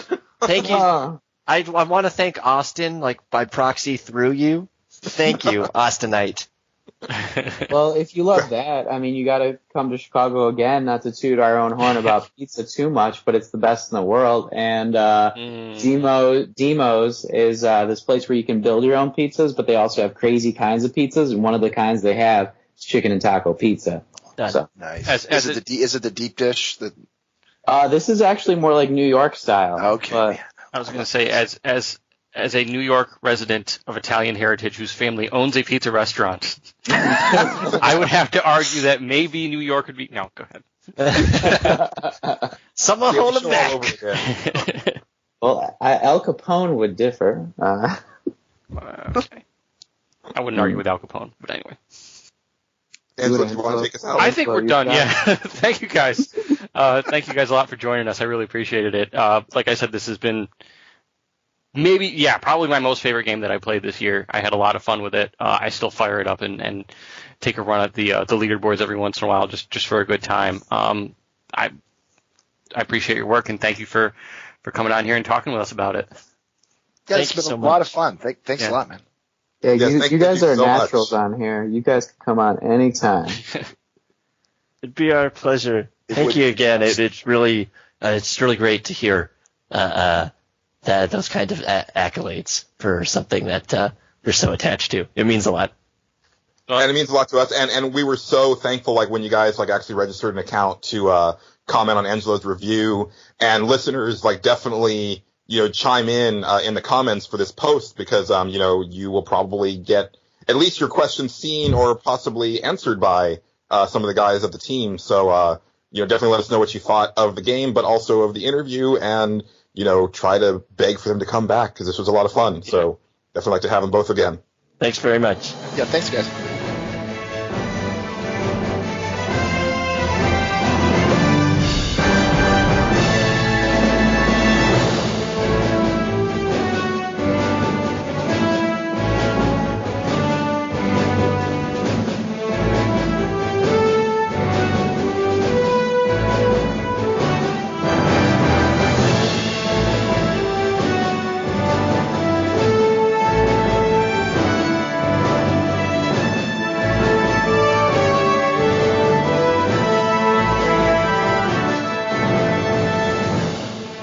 I haven't talked about Dragon Age on here since that first time that we talked about it when Casey was on. I'd love to talk about that. Dude, that was my biggest disappointment of 2014. Is it a bigger disappointment than Dragon Age 2? For me it is, because I actually really liked Dragon Age 2 a lot. Oh, okay. And it's not that I don't like Dragon Age Inquisition. I'm not enjoying 80% of it. That's a big deal. Yes. I'm not digging the combat, and it's a lot of weird stuff. I'm playing a melee character, right? And I'm using the tactical camera whenever I start battles, so I pause the game, and I set up okay, my mage is going to do this spell, my archer is going to do this ability, and then I'm going to have my other warrior rush in with this attack, and then I'm going to take control of my character. Problem is that they start doing all this amazing range damage, and your character moves like molasses in this game. Slow just for regular running, but then when you pull your weapon out, I swear it gets reduced by about 30%. And so a lot of times I don't even get to do anything, because by the time I get up to where the enemies are, they're dead, or I only have to swing my sword once. And that's not very fun, guys. Or the other problem happens where, with this ridiculous health system that they have, where you can only hold 8 potions to begin with, and there's no healing magic, and your health doesn't regenerate outside of combat, and you can't craft more potions in the field. So I run into the situation where after a couple really big battles, everybody uses 1 or 2 potions each, and so then that's all your potions. So I have to fast travel back to camp, buy or get more potions, and then basically start over, because I wasn't far enough to be able to fast travel to where I was at. So basically I've lost any progress, because I was just schlepping it for, however long it took me to get to that point, and I have to go all the way back, and and at that point there's no enemies, so it's just this really boring, just walk through the environment and look at how pretty the graphics are, and nothing else is going on. So as an onlooker though, I've never seen that from my roommate when he plays it. I know that he does run out of potions a lot when he gets to a dragon or something like that. He'll only have a few more, and it'll be really tense and stuff, because he knows if he is done with all of his potions, you can't beat a dragon. They have so many hit points, and there's so few of them, and they're so overpowered that you need to be 2-3 levels above them just to have a chance to fight them. And there's only 10 in the game, so they make each one extremely difficult. But only having 10 dragons in a dragon age is something for me that I couldn't really get past. I was kind of like, that's the end of the dragons, not a dragon age. I mean, right? Compared to the other games, that's actually like too many dragons, because I think there was like maybe 2 in the first game and 2 in the second. So I already feel like I've seen too many dragons. Do you think so? Because that's not what I want when I picture dragons. I want everybody to have dragons as their own mount, to be able to shoot out of the dragon's mouth and fight each other with tamed dragons, as well as these big ass dragons who are. So have you heard of Drakengard?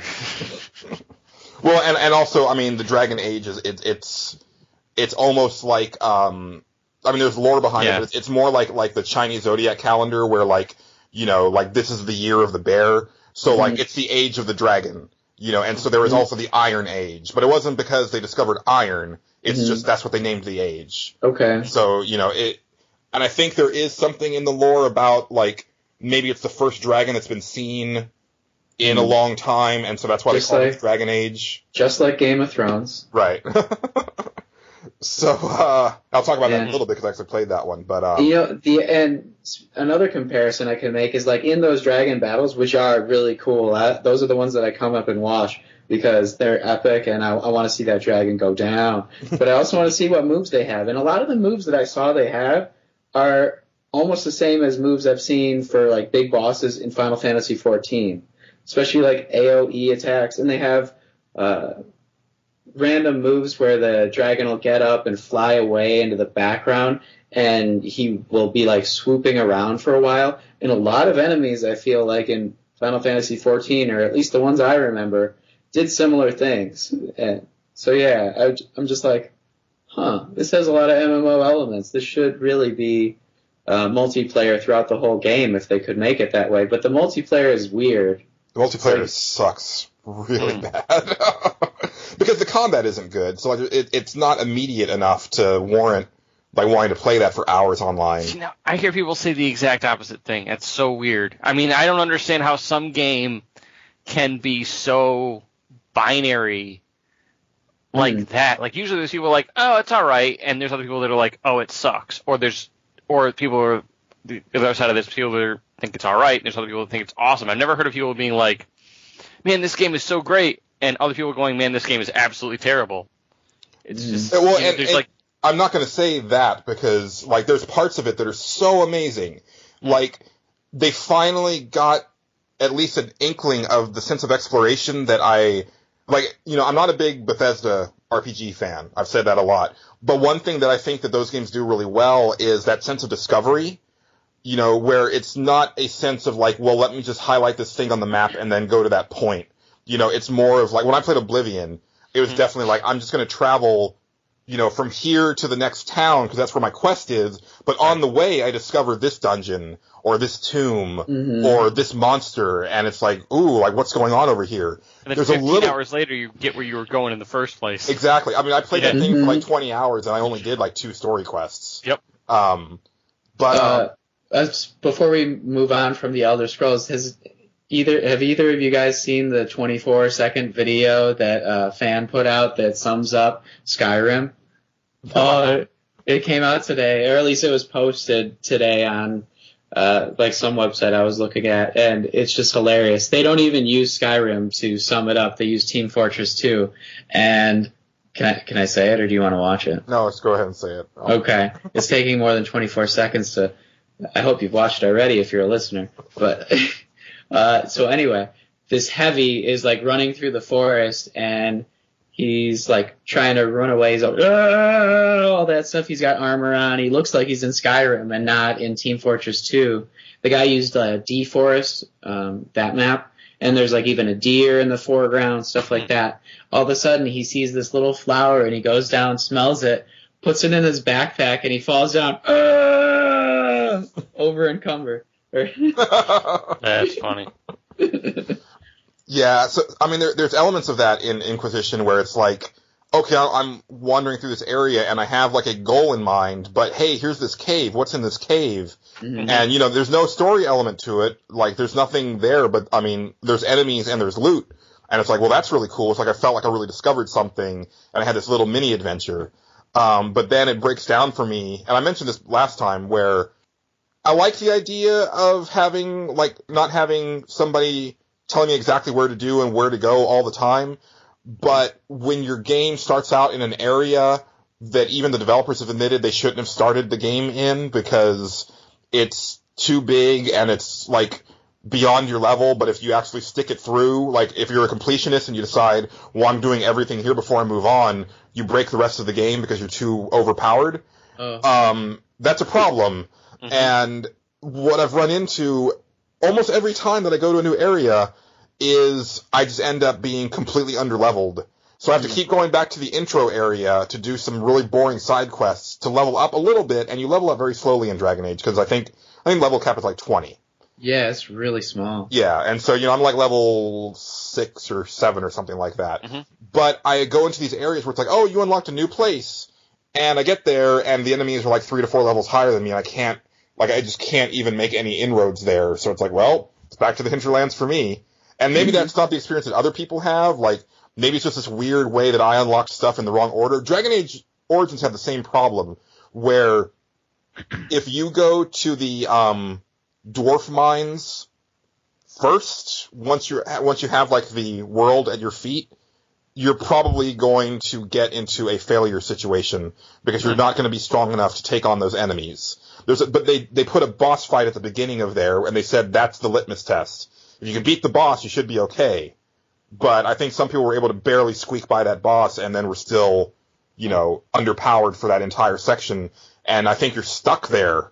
Like, you can't leave once you get in there. So, I kind of like that idea of having things that don't scale to your own difficulty, so you have to figure out which places you can play in, because that's how life is. You're going to meet people who are really skilled at these things that you want to be skilled at and you're not yet. Or, you're going to have these fights with people who are way more powerful than you or something. It's not going to be like everywhere you go, you're getting a little bit smarter, and so are other people. Or, like, you know what I mean? Well, and that would be fine if I had any inkling of, like, because I feel that every time that I go anywhere, I'm stymied. Like, I've really felt lately that, and I'm like 16 hours in now, and I wanted to stop after the 2-hour mark, and then I wanted to stop again after the 4-hour mark, and again after the 6-hour mark. Like, I have given this game way more opportunities than I normally give games these days, because it's Dragon Age and it's BioWare. Right. But, like, I haven't really gotten to that next, like, story beat, because I think the next one, I have to have, like, 15 power points to unlock, and you get power points by doing side quests and stuff like that. So it's like, well, I have to go do side quests, but the side quests that I find are too difficult for my party. And it's, I just throw my hands up in the air. I'm like, I don't know what to do. So yeah, there's just some, like, quite a bit of things I'm just not digging about Dragon Age. I also don't really like the characters very much. Not getting into the story, because the story's been kind of meandering and non-existent for me so far, because, like I said, I've only hit, like, a couple of the story beats so far, and they haven't been enough to really pull me through. But I think part of my problem has to do more with my larger problem with open world games that I've been developing over the past year, and I think I'm finally ready to come up with my thesis. I think I've finally got it. Because, Angelo, you and I had talked about open world game stuff? No. It's not that cut and dry, because I do enjoy open world games. Mm-hmm. But oh yeah, Saints Row.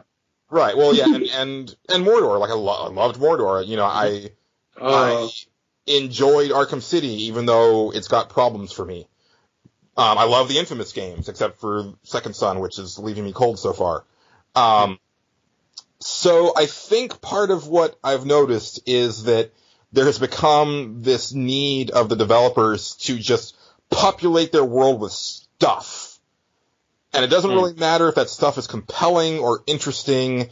There just needs to be lots of stuff for you to do. Right. And to that end, since there is so much stuff, they want to make sure that you see that stuff. You see where I'm going with this.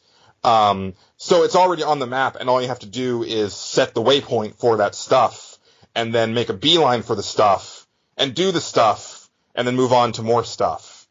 And, hopefully what they're hoping is that you're not going to realize that none of that stuff is really interesting, and, hopefully it keeps you invested long enough to where you don't trade the game in until it's already been on the market long enough for them to make their money. Right. So, there was a point in Dragon Age Inquisition where you get to these little constellation thingy-mabobbers where you have to, create a constellation by, joining two stars together by making a line, but you can't cross a point more than once. It's some sort of little puzzly thing. I did the first one, and then the second one was, 10 times more complicated than the first one I had done, and it just occurred to me, I was like, I don't care. I don't know why I'm doing this. I don't know what the benefit of doing this is. There's no storyline to me doing this. It's just a thing for me to do in the world because they were worried that there wasn't enough stuff in the world. And that's really what I felt with Assassin's Creed 4. It's what I felt with Watch Dogs.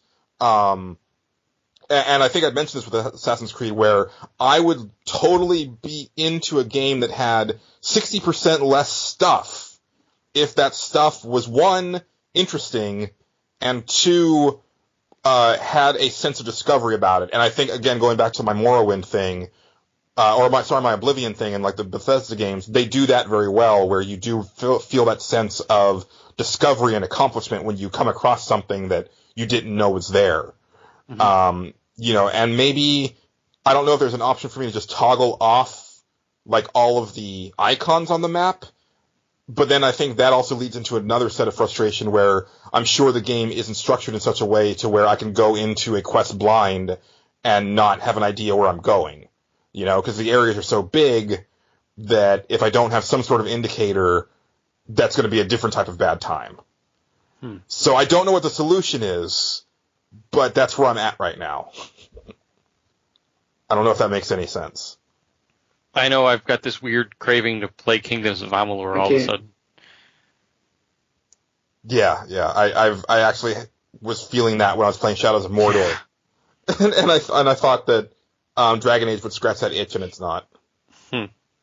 It's funny. I still have to play Kingdoms of Amalur as well, so we should do a Backloggers Anonymous on that. That would be fun. I would love to do that, but that game is like a 50-hour game. I was going to say that also really freaking long. Moving on to something that I have a lot more positive stuff to say. On a lark, I went ahead and picked up the first chapter of the Telltale Game of Thrones game for PS4, and pretty much enjoyed it quite a bit. A Telltale game?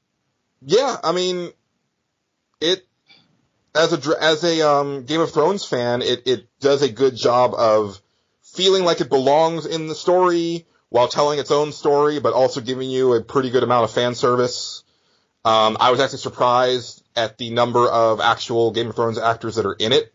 Somehow I thought that, they weren't going to slum it and do a video game, but, in the first episode you have, is it Marjorie? The one who's supposed to marry King Joffrey.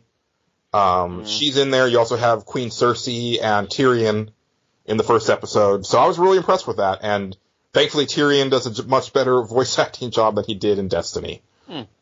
No offense, Patrick. No, but, I think that the first chapter was really interesting, to the point that not only did I play it from beginning to end in one sitting, which, I don't know, that's probably at least 2 hours, which I don't do too often these days with games, but also I immediately purchased the season pass after I finished it, which I never do for digital games because I'm really bad about playing them, but my thing was I'm not going to remember to download the second chapter, so this way I've already bought it, and it'll just auto-update on my PS4, and then I'll be like, oh, there's a new chapter of this game, let me play it. It does have some of the Telltale game problems, like it looks like ass, really bad, like quasi PS2 up-res bad. Yikes. Really terrible. Their art style only takes them so far, and then the rest of it is just blotchy and ugly brown and green and not very fun to look at. But then then it's this weird thing where, the original characters are kind of that Telltale cartoony style, But when they try to apply that to actual real-life people, I don't know. I don't know what to say about that. But, I think... I don't know why they get away with that, because I'm guessing the only reason they get away with that is because they're the only people who make games like that. There's no other competition for them. There's nothing that's, better in that vein, at least on the PlayStation and Xbox. I know, like the 3DS or things like that have, like, smaller games that seem like they're books. I'm blanking on the name, but I think it's like 777. 999, yeah. Virtue's Last Reward is... Wow, Virtue's Last Reward. Virtue's Last Reward is another one. I'll learn how to talk. Yeah, there's that. I think there's Dust 514 or something like that. That was played on. Yeah. Yeah. So that's like it, and that's like the only reason Telltale gets away with this, and they license products. Yeah, I think part of it is also, well, it's a couple things, right? Like, Walking Dead definitely gives them a ton of credit, or a lot of street cred. I mean, people loved that game so much that they're willing to forgive a lot of stuff because that was such an amazing experience for most people. I say most people. But also, I think they license really good properties that translate to adventure games really well.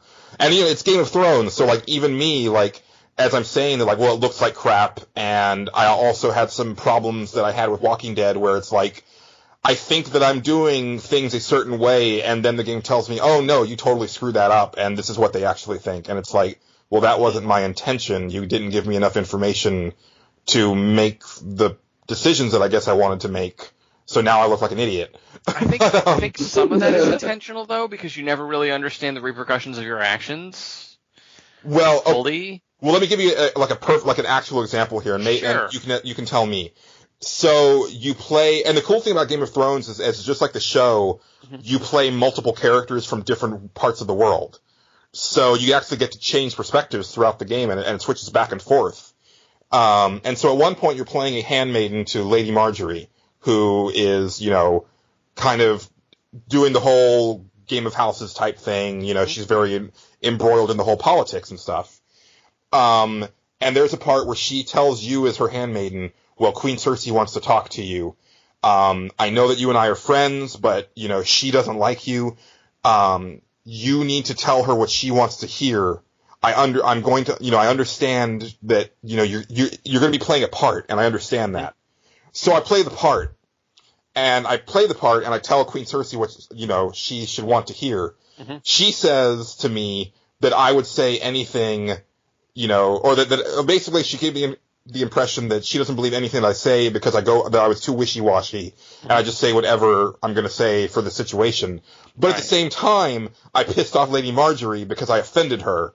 And it's like, but you told me to say that stuff in front of her, and we're cool, right? But that's not the impression that you get from the encounter. It's like, well, I'm just damned if I do, damned if I don't.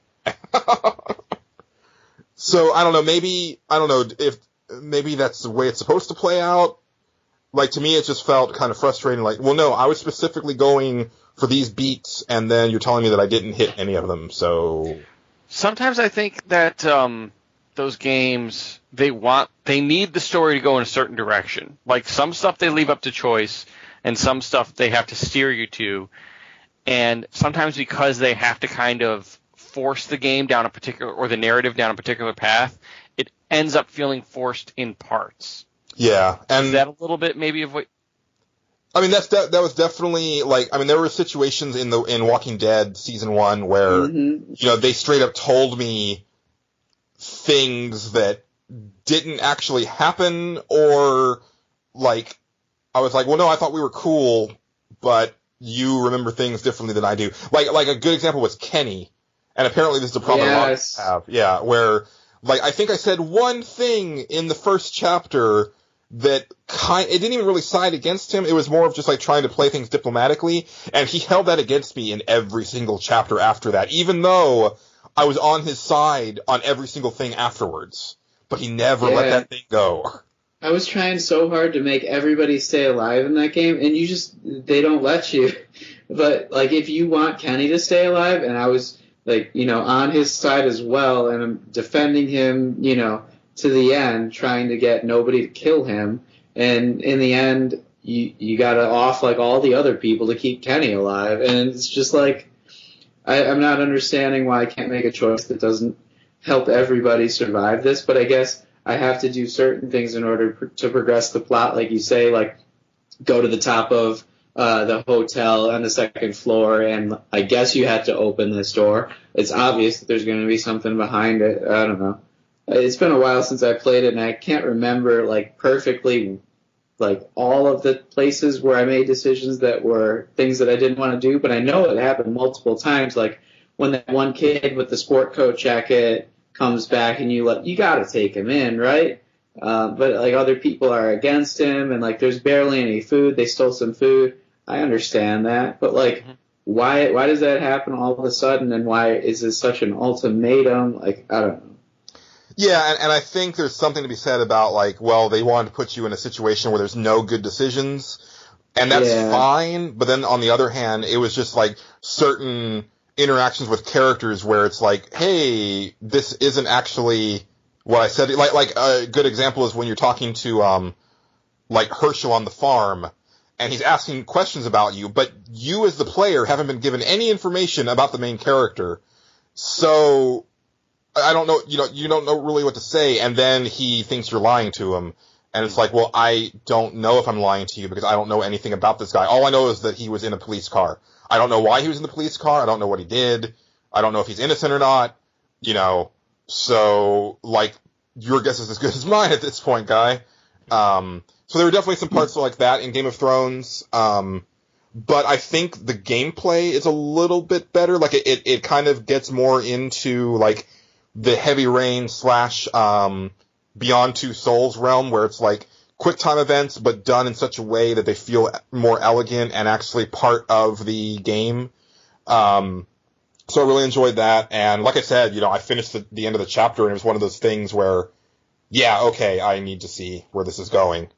Even if they try to do a little bit too much of the, like, unpredictable, like, you don't know who's going to die thing the Game of Thrones does. Because I think that it's getting to the point in that show where I don't really care anymore because you're just doing it to shock me at this point. I'm no longer shocked. You know what I mean? Like, once you off enough, like, major characters, I realize that, well, you're just going to keep doing this, and a lot of times you're doing it prematurely when you could have told a more interesting story if you'd let that character live, so, But at the same time, like, I haven't seen that in a video game before, so I think it worked really well, and I'm looking forward to seeing more of it. So. Speaking of Cersei, as far as the Game of Thrones casting went, this week they casted a young Cersei, which I find interesting because I did not think they would go back to her childhood. I hope it's only for a few flashbacks, but I love the Game of Thrones story so much that I want to see it continued. I'm so hesitant when all these stories go to prequels and pre-sequels and stuff like that. It's just like, I want to see what happens next. I don't want to see what already happened. I already know some stuff that already happened. Let's keep moving. Yeah, I'm obviously a season behind on Game of Thrones because I only watched it on Blu-ray, but I'm okay with that if it's integrated into the show, but with them not having have done that stuff in the past, that seems weird to me. Like, that really seems like, well, we're running out of book, so we need to stretch this along a little bit, let them finish. Because, like, Arrow, not to belabor the point too much, but, it's always flashing back to him being exiled on the island, for the 5 years before he came back to Starling City. And they integrate that throughout the entire series really well, so that I'm totally cool with. Because you actually do want to, it's almost like two storylines going on at the same time. But they've never really done that on that show, so I don't really know how I feel about that. Also, because Lena Headey is just ridiculously gorgeous, and I don't really need to see her recast. Isn't she on your freebie 5? No, but she certainly could be. Oh no, it was the redhead who's on your freebie 5. Do I have a redhead on there? You should. I actually don't. What? No, I thought, no, you said you had the redhead the one who has the magic in Game of Thrones. Oh, no. I think I just said that I would do everything to her a la Rob. No, that my freebie 5, well, actually, it's been changed since that early episode of Nerds Without Pants. My freebie 5 is now Cindy Crawford, Drew Barrymore, Kat Dennings, Mila Kunis, and Zoe Deutsch, who was the main character in Vampire Academy. I had to bump Raquel Welch off the list and put her on there after I saw that movie because holy crap. Beautiful, talented, and charismatic. It's like a triple threat. It's a shame that they're not going to do the rest of those movies. You had that shit ready. That Freebie 5 was right at your fingertips. Dude, it's laminated. Just like Ross. Only you can make this world seem right. Only you can make the darkness bright. Only you and you alone can thrill me like you do and fill my heart with love for only you. Only you can make this change in me, for it's true, you are my destiny. Patrick, I know you had some comics to talk about. It's been a long time. Before we really get into it, you'll be pleased to know that, some of the gifts that I purchased for my friends, I actually went to go visit my friends in Colorado again. One of them was a book that I got purely on a whim, at your recommendation. My friend Joe, he's pretty much only a superhero comic reader, but I've tried to branch him out a little bit here and there with certain purchases. Like I got him into Powers a long time ago. Mm-hmm. And so I picked up Saga Volume 1, which I've never read, but I've heard great things about. But I also picked up Sex Criminals Volume 1 for him, and I went ahead and thumbed through like the first 8 or 9 pages before I gave it to him. And I'm probably going to have to pick up that book because it was really entertaining. And he seems to really like it. He was reading it while I was at his house, and he seemed to be digging it. So I was glad to pick that up, and I wouldn't have done it if you hadn't been talking about it on the podcast. Oh, well, thanks. It does sound crazy. Now, I'll give you that. Yeah, and cleverly written too. Very, very, very clever and very punchy. See now, and that's the thing that makes it. Okay, and I haven't seen it, so I'm going just based on what your guys' opinion is. But I mean, there's this fine line between, oh, is this just, hey, let's throw a bunch of sex on a page and have people buy it, versus let's use this as a plot device and make it interesting, And that's that, yeah. It's definitely that. One is appealing and one is like, no.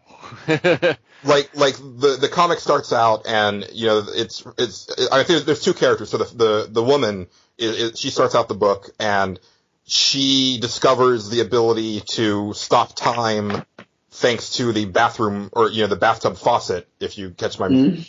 Oh yeah. And she's confused because she's realizing that she's changing and stuff, and so she tries to go talk about it to the bad girls at the school, but she doesn't know how to engage with them. So she's like, "Hey sluts, don't you hate it when you have an orgasm and everything gets all sparkly and time freezes? Whores!" And then they just don't know what to say to her. She just stomps off and completely awkward. She doesn't know what to do. And it's she realizes there's actually something really wrong because that's not how normal people encounter things. And I was like, that's really good. That's kind of great. Yeah. Yeah, it's awesome how they're so awkward and they're the ones who get the powers. It's great because it mirrors when you're finding your own sexuality with how they're finding their own supernatural powers. They've had sex for a while, but they've just been getting these things to happen when they're orgasming and stuff like that. So they use that for all these different weird, strange things, stopping time to poop in their boss's plant tree or something like that. It's so funny, the little things they think of. And you would think of these little things if you had all the time in the world with this, or thought you had all the time in the world, and then, it gradually builds up to something bigger than that. And I'm not sure where it's going to go yet. I still have to read the newest one, but it's going somewhere where I don't know, and I love to see that in a story. If I figure it out, I'm like, well, this is okay. definitely. So what I'm else? always trying to figure it out. Well, what was okay, I think, was the next background story in Batman number 37. Have you read that one yet? Dude, I have to say that third issue of Endgame completely changed everything. Oh yeah, man. Holy crap. Like, that, it's finally, like, the first two issues were like, okay, like, been here, done that. But that last page, that last panel, holy crap. Can I spoil it? Guys, I'm gonna spoil it. Like, Okay. I'll put a little counter. But the part where Gordon is, like, talking on the phone to Batman, and Joker attacks him, and Batman is like, Jim! And then the last panel is Joker saying, hello, Bruce. Yeah, man. And he comes out of the flames. It's just like, he is this demon that you've seen in your dreams. And then the first laugh that they have, that's written by James Tynion IV, who isn't the Batman guy. He used to be, I think, the Batman and Robin writer. He was also writing Red Hood and the Outlaws for a while. Okay, yeah. I met him, and I got some stuff signed by him. Yeah, he was a Red Hood guy for a while. Yeah, and he's also doing a lot of stuff on Eternal. So I really like the way that he wrote Joker's origin story, because he equated Joker basically to Freddy Krueger. Like, he's like this guy in your dreams who's been lingering around. They burned him in fire a long time ago. I'm sorry I'm giving it all away. This is all big spoilers, but like, he looks like that caricature of a Joker, and he says so. I want to quote him. I've lingered in the streets since they burned me to ash all those years ago. Every time there was a laugh, a giggle, a titter, I just got stronger. Because I wasn't done with Gotham, you see. I came here to make them all laugh, to bring them all down.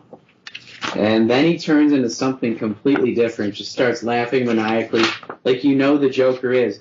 But what I'd love to see is that, the Joker is not this normal person. He is like this pandemonium that has been since the dawn of time, before the gods. He's like this chaos stopped in the world will always come back. That's why he's the best. Dude, I love how you're actually buying into it, just like the inmates. Like, that's so good, because that's what he's trying to go for in this story, where, like, he's trying to make people believe that he's something more than just a man when he's just a man. But, like, there's that part where, like, Gordon is, like, looking through those photos of Arkham, like, over the years, like, newspaper clippings and stuff, and Joker has, like, put in, like, he's basically photoshopped himself into the backgrounds of all these photos to make it seem like he's always been there. And it works for a split second where Gordon thinks, wait, what the hell's going on? Like, he's been here for like 100 years. And then, he comes to his senses and realizes that, this is just something the Joker planted. And he's just messing with everybody, like, on a scale that he's never done before. And yeah, I gotta say, like, that third issue completely turned that storyline around for me, and might end up being the best thing that Snyder has written for Batman since Court of Owls. We'll see. I mean, I got that itch again, and I was almost going to be like, I don't want to read comics much anymore. I'm wasting so much money on this. But then you get a great story like this, and you have all these awesome panels with, like, the Joker looking exactly like you picture him, or like a classic version of the Joker that, is also good for the next century. Like, he looks so plain in some of these panels, like, where he says, I've got so much new material to test out. Oh, man. And he, like, has just come back, and he's out. He came from under the bed. Like, that is so Freddy Krueger. Oh, man. And he sets up this entire, like, recreation of, like, the origin story of Batman. Just, like, how crazy is he to, know he's the only one who can really stand a chance to, like, be the exact opposite of Bruce Wayne and Batman, and he knows everything about, both sides of that guy's personality, and yet he's just taunting and torturing the guy so much. He has to be there for all time. Like, if the Joker ever leaves, it's never on par with what it could be. Well, and I think also now the fact that if Joker knows everything about Batman, but the fact that Batman still doesn't know anything about the Joker, like that's one of my favorite lines in Killing Joke, is where he tries to sit down with the Joker. Oh no, I think he's talking to Alfred, and he says like, how can two men hate each other so much and not know anything about each other? Because at least in that storyline, like neither of them know really anything about who the man behind the gimmick is. So now the Joker knows, like, that's something that's been hinted at here and there, but I don't know if I've ever actually read a comic that's done it. I know that the Batman Beyond Return of the Joker movie handled that, where, basically he tortured Robin and Robin told him everything. But he also ended up dying after that, so... Well, this is why Death of the Family really was good at foreshadowing Endgame, I'm pretty sure, because they had, that Joker card that washed up years ago, and his, like, exit through the cave, because it was, like, in the water or something like that, and he didn't... And the big thing was that Batman didn't... This is another spoiler. Batman did not tell any of the family that he found this Joker card in his cave for all these years, and it's finally come to that, because Joker's been so crazy his whole life that he doesn't even care, like, what Batman really is. He just wants to fight forever against, order. And Batman wants to fight against chaos. It's like, these men are men of principles, and what's going to win? Nothing will ever win. They're going to be a duality that'll be intertwining through comics forever.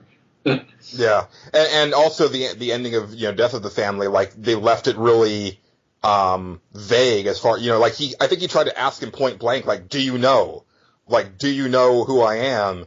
And like he couldn't get an answer out of him, and then Joker fell, and obviously we thought he was dead, but we knew he wasn't because it's the Joker.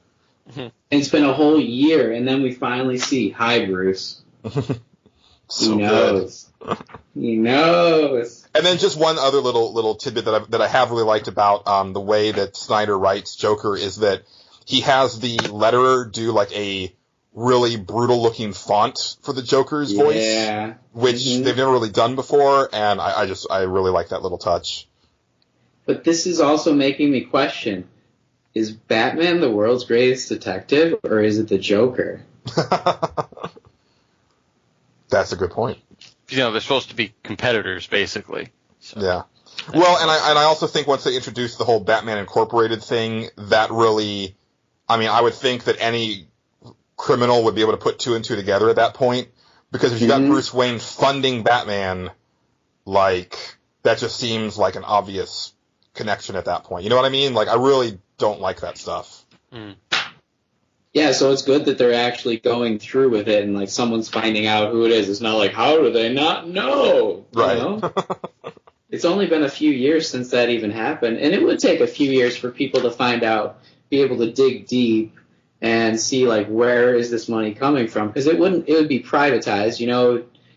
Like Bruce Wayne would probably try to make it go overseas into a Swiss bank account, then come back and not be traceable to him or something like that. They didn't go through any of that, but he's got to be smart enough to do that. Right. And only someone who is that dedicated to, the end, or not really the end of Batman, but just taunting him and torturing him and all of order for all eternity, would go through that length to find out who this man was. He's back, and I love it. Okay, so that's just Batman. I also have the rest of the stuff I wanted to say. It's just three other things. They're all indie things that have just started recently, and I wanted to give you guys a bunch of stuff that is new and I think is really promising. Starting with two Titan comics. Do you guys know Titan Comics? I'm not familiar with that label. They produced the Doctor Who comics, but now they're starting a bunch of like new stuff. Well, actually, their Doctor Who stuff seems to be pretty new too. It's like number 5, number 3, number 5 for all these different doctors that they're doing. That's weird, because I thought IDW was doing the Doctor Who stuff now. Well, they're doing the 10th, 11th, and 12th Doctors. Is there other stuff for IDW that's not that? Maybe that's how it's. Maybe they don't have like the entire license. Maybe it's like. Oh no! Right here. It moved from IDW to Titan. I didn't realize they had lost it. Okay. So I don't know what Titan's up to, but they're like really expanding quickly, it seems like, because they got these two promising number ones that I really think you guys should pick up.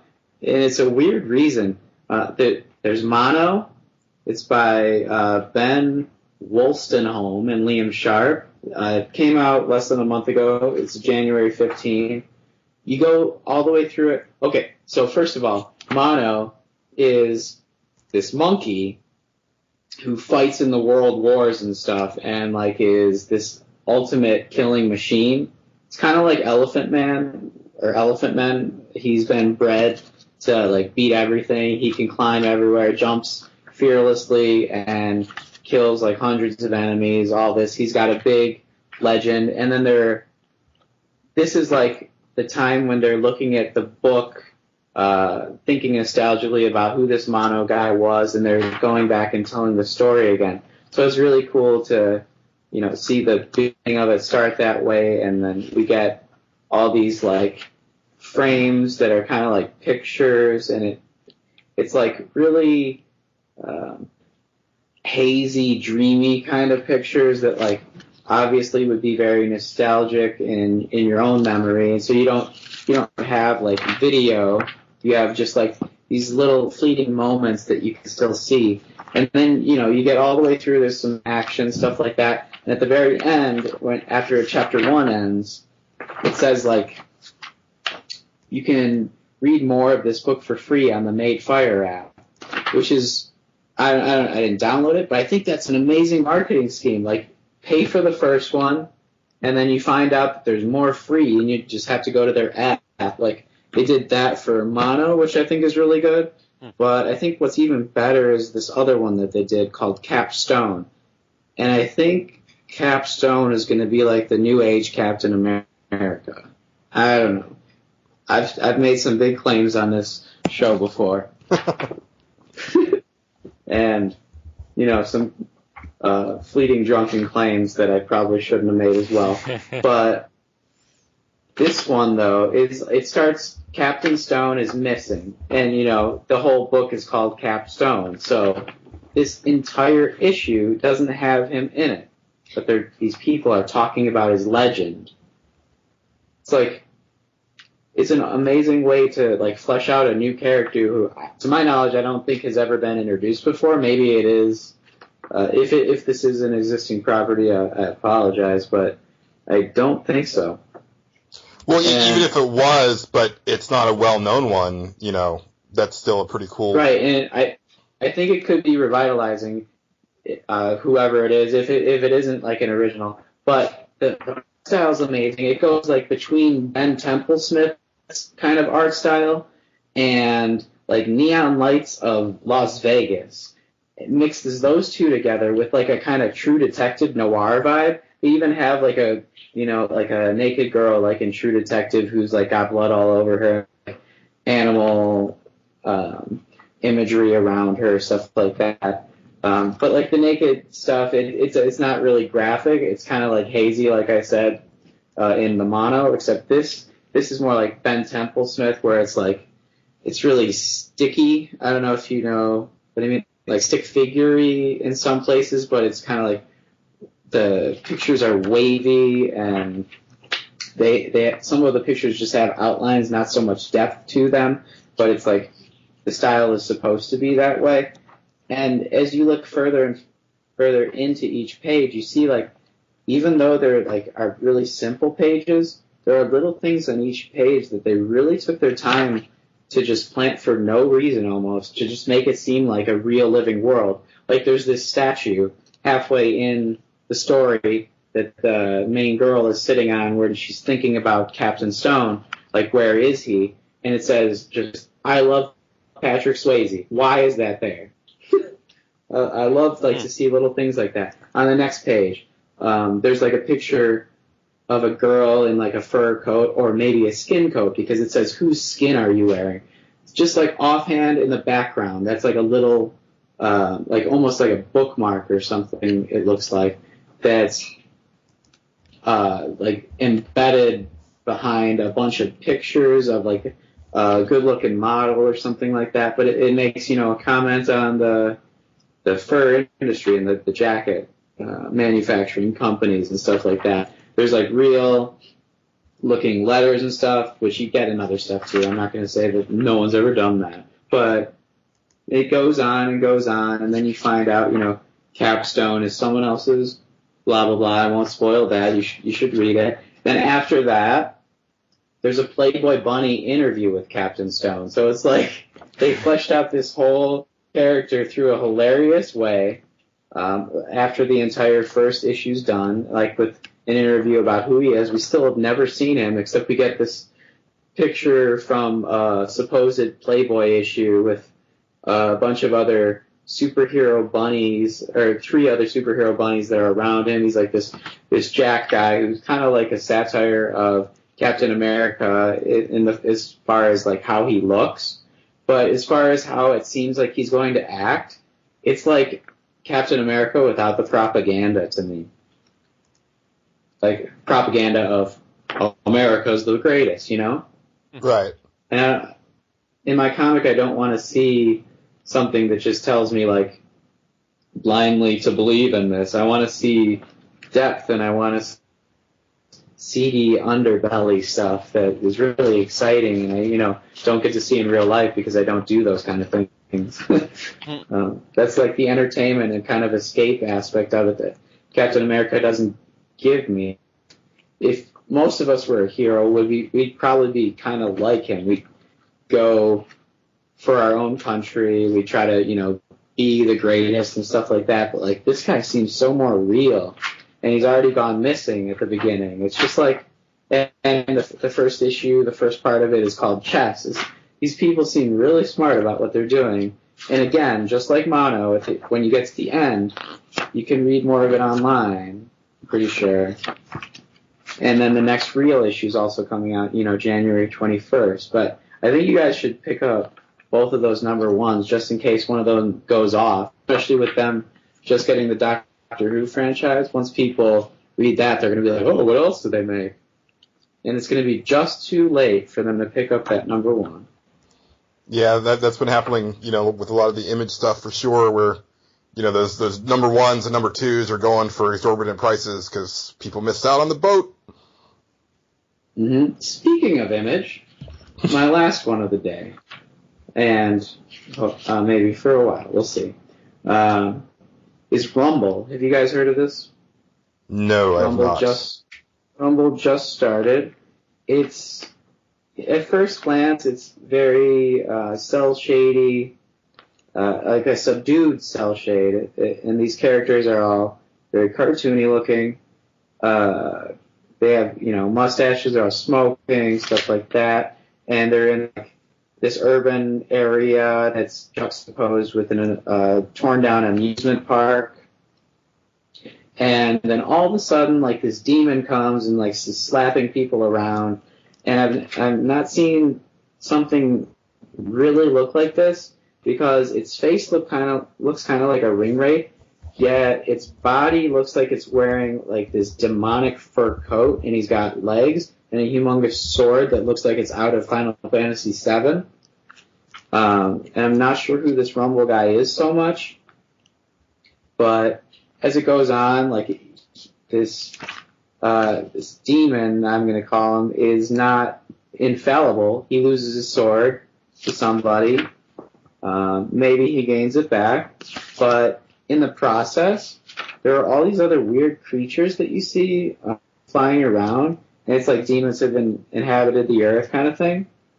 But the thought that each of these, that this illustrator, James Herron, put into how he drew these characters really makes it like stand out for me compared to other recent new things coming out, because these characters don't look like anything I've ever seen before in a lot of ways. So maybe it's not the greatest story like Captain Stone could be, but Rumble seems like it's going to be really fun and introduce us to a few new characters that, you know, this next generation might really expand upon if they buy the comic. And it might be one of those books that has like a specific beginning, middle, and end, and that's what they're trying to tell. which I definitely appreciate. It's possible. I have no idea, but that's it's by an author I never heard of. It kind of looks like East and West, so that's another. I think Image is kind of going for this certain image in some ways. Like, a lot of their comics look similar, but maybe they're all part of this like bigger world or something. And if they are or if they aren't, I'm really loving a lot of stuff that's coming out of there. And I'm really just going to recommend to pick up all their like new stuff, because who knows what's going to be worth something someday. But I mean, if you're one of those people, if not, they tell not in the fact that no one's told these stories before, but the little wrinkles that they have and the little plots are just, for me, something that I want to see. Well, you'll definitely have to let us know as you keep going, you know, how it develops. And I think we're probably going to get going here in just a minute, but I wanted to just briefly talk about what I got up to around New Year's weekend before we go. I don't think I've ever talked about it on Nerds Without Pants. I think I talked about it back when we were doing Pixel Talk, but for a while there, I would do this thing usually around like Christmas Eve with my cousin David, where it started in 2009, where we decided to do 100 matches of Street Fighter 4 to determine the greatest Street Fighter of the decade between the two of us. And my cousin and I have been playing Street Fighter together since Street Fighter was a thing, you know, like the entire length of the lifespan of this game franchise.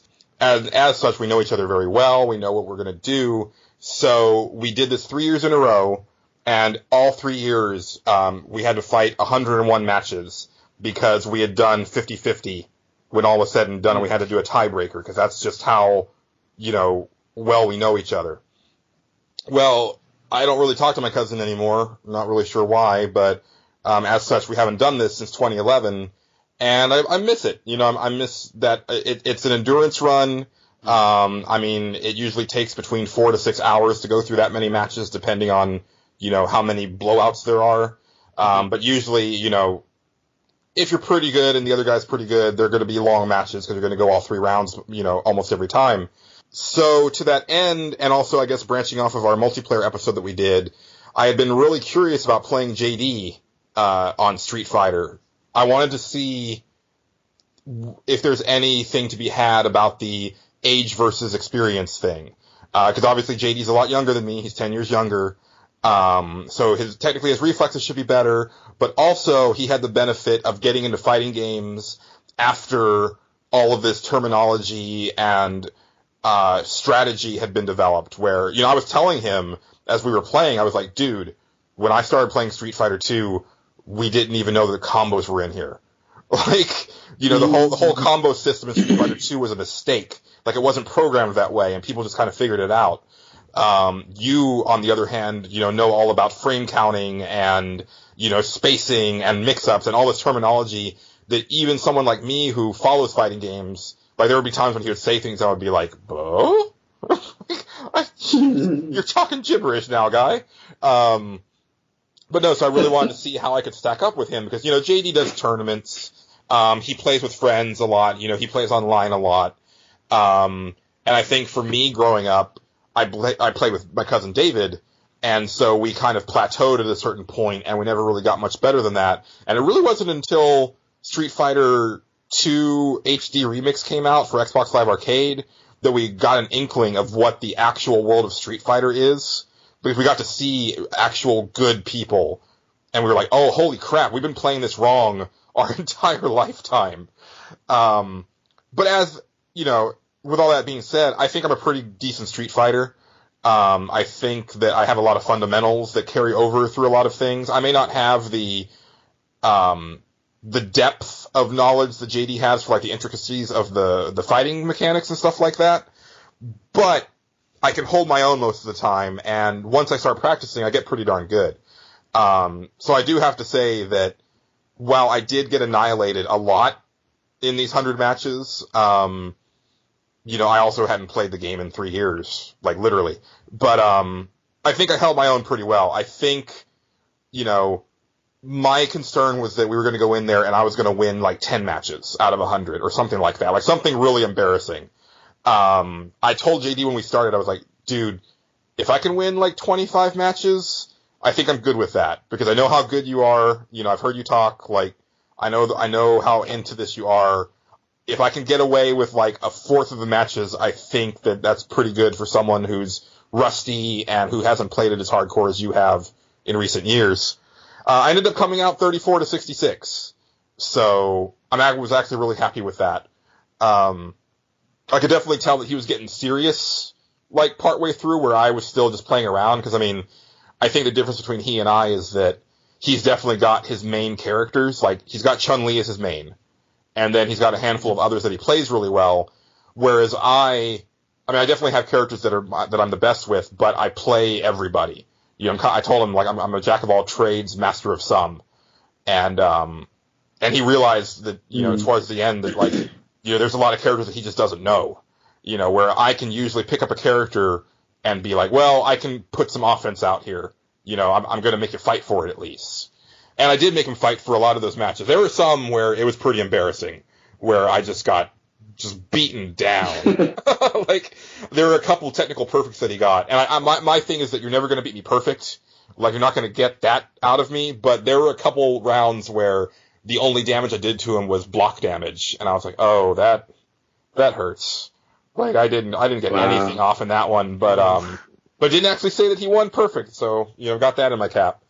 And I would say that the final match of the night, when we put our best against each other, which was his Chun-Li versus my Blanca, I ended up, you know, taking that match, although I have to admit that he was getting pretty tired by that point, because it was like almost 3 a.m. by his time, 2 a.m. for me. It took us a long time, but it was a lot of fun. It was a lot of fun just kind of, you know, shooting the breeze with someone. I mean, we talked so much wrestling and so many video games. And also, listeners, you should congratulate him via Twitter or on Pixelbit, because he is now an official Rockstar Games employee. So I got to talk to him a little bit about that, and he seems really excited. And we got to talk some stuff about, like, Rockstar and, you know, some of the, like, goings on in the office, which I'm not going to repeat because, you know, obviously, you know, industry secrets. But, you know, it was definitely very entertaining. And, you know, going back to, like, what I talked about on our multiplayer mode, I mean, maybe that's really what I need, is to be able to play with people that I'm comfortable with and not have it be about, like, well, we've got to get this done or we're not having a good time. You know, if it's more of just, like, having a leisurely, you know, grand old time and just kind of, like, you know, chatting things up as we're going, that could be enjoyable for me. Although there's also the problem that I have where, you know, if we're playing something like Diablo or Destiny, I'm probably going to go look in every little nook and cranny while we're playing, and that's going to get old for a lot of people real quick, you know? But, it's okay for Destiny. There's not that many nooks. That's true. Borderlands, I had. And, like, for Destiny, we know the nooks to look in now. Like, there's specific places every time where things can pop up. So I was thinking of that, but just like I was saying with Destiny earlier, it is a lot more fun to play that way, because if you're always worrying about what you're going to get and who you're going to please, you're going to forget about, you know, having a good time. Yes, and yeah, and I think that a lot of, you know, situations that I've experienced in multiplayer with, like, randoms, that's definitely been the situation where it's like, it's almost like work for them at that point. I definitely had a couple people in my Final Fantasy 11 Link Shell that were that way, where it's like, dude, just because they call it a job class doesn't mean this is your job. Right. I'm here to have fun and make really bad sexual puns in Link Shell chat. So, you know, if that's not what you're here for, then maybe we need to part ways. But have we talked about the Street Fighter V exclusivity in depth? Because I recently saw the video and was watching, like, how Chun-Li fights, and she's, like, way different now. Apparently, she's not a charge attack person anymore. So I'm wondering how JD might, like, take that. But in addition to that, like, the actual levels themselves in this next Xbox, it won't be on Xbox. This next Street Fighter is so much more involved. Like, there's so many different things that actually fall down. It's just, it looks like fighting games are, like, getting to that next level of interaction, because a lot of the levels in this generation even just seem so static. Like, they're beautiful, but I've seen better graphics in other games. You know, it's not anything special. I feel like more stuff can happen. Maybe they just want it to be pure. Yeah, I mean, I think Dead or Alive, I know it's not maybe the best fighting game. People don't really hold that one up as like, oh man, this is a great tournament fight, everybody should play it. But they have always had very, very interactive levels. Yeah, Dead or Alive definitely did that, and I think a couple of the Soul Calibers did. Mortal Kombat does to an extent, yeah. Yeah, but but to your point, I do think that maybe Street Fighter was trying to keep it a little more pure. Mm-hmm. To the point, and I kind of echo this as well. I have concerns about, because there's a certain strategy in Street Fighter that revolves around the corner. So if the corner can be eliminated, and like stretch the level out to where it's like twice the size, that could potentially be a problem, or at least like really alter the way people play that game. And it's funny because I was telling that to JD because, I'm kind of too nice when I play Street Fighter, which is why I can never play in a tournament setting. If I get you into the corner, I will press my advantage for a combo or a combo attempt, and then I will let you out. Where JD is much more aggressive on that, as he should be, where if he gets me in the corner, I'm probably going to get thrown 3 times, and if I don't block well, I'm going to get punished with a really big combo, because that's the game. That's really what you're supposed to do. You press your advantage. I've just never played that way, because I guess it was with me and my cousin, we were always like, it was kind of like a gentleman's understanding that we would, get out of the corner and stuff like that. Almost like a boxer, where when you do the hug in the corner or whatever, you break. But yeah, so I wonder how that's going to play in Street Fighter V if that corner game is either gone completely or altered in some way. But I'm super stoked for it. Go ahead. Also, even Mortal Kombat 10 is getting more interactive. I've seen the video for that, and there's like tree branches that are all like scalable, and it's like breakable too, and it just seems like everything's getting taken to the next level there. You might be right about Street Fighter trying to be more pure. If any video game is pure, or fighting game is pure, it's either that one or Tekken, because Tekken only has 4 buttons. Although it's more interactive as far as the levels, it's not that interactive. There's cool stuff that happens, but not a lot of it actually changes what's going on. So I'd say Virtua Fighter also. Like, Virtua Fighter, I think, is definitely, like, it's one of those games where I almost feel like it's almost like learning a martial art in video game form, because you kind of have to commit to one character and then play that character, but also if you stop practicing with that character for any length of time, you really do atrophy. Where, like, Street Fighter, like I said, I put it down for 3 years, I came back, and I was pretty much fine. And as the night went on, I got better. I think that my matches in the last half of the 100 were probably stronger than the first half, because I was starting to pick up on old strategies that I had, forgotten in the last few years. But Virtua Fighter was one of those things where I got really good, and then I put it down for a couple months, and I came back, and I was only playing against the computer, but I just got annihilated. Mm-hmm. Yeah, I had Virtua Fighter, and I couldn't even handle that on medium difficulty. Usually I'm okay with all genres of games on hard or above, but the fighting genre has so much more of a steep learning curve, because these attacks you got to do have 12 button combos and stuff like that. Otherwise, you are at risk of being woken up, or you're at risk of the guy seeing one frame where he can counter you, something like that. And it's just, I don't know how to handle it without only poring over that the entire day I'm awake, Yeah, well, and I will say that Virtua Fighter 4 on the PS2 has by far the best training mode I've ever seen in a fighting game, and I wish that more companies would emulate it, because I bought that game knowing nothing about Virtua Fighter. I'd never been any good at it. I'd tried playing in the arcade, and I always got spanked. And that training mode got me from novice to pretty darn good for a while. Again, I just put it down for too long to keep those skills going. But it gave me a good look at the fundamentals, and then some more advanced techniques, and then as I was fighting the computer, as I started to like integrate that stuff, I realized how to really utilize everything at my disposal. You know, and then you flash forward to Street Fighter 4, where you have these like challenge modes for all the characters, and I had to go to YouTube for some of them because even as a Street Fighter, you know, aficionado, I didn't know what they were asking me to do. And there wasn't anything in the game to let me know, oh, well, you actually need to hesitate, you know, between this input and that input for this move to come out, because that's not a thing that you normally do in that game. And there was nothing in there to tell me, and there really should have been. And we could do a whole podcast almost on, you know, what I would call the walled garden of fighting games and how that needs to be, in my opinion, abolished. You know, and also maybe the fighting game community. That might be a good episode to do, actually.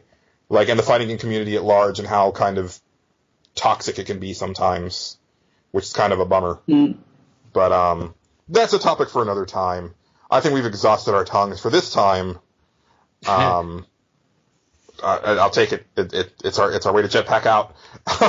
Yeah. Sometimes I felt like I was speaking in tongues. Right. I hope you enjoyed this episode. Hopefully it's a complete episode and not half of an episode. We will wait and see. As of right now, we don't know what's going on, but you will know. Well, you know by now if you're listening to this. So however much of the episode you actually got to hear, I hope you liked it. We have big plans for this year. We got a lot of guests hopefully lined up. Possibly some big guests, like more than one.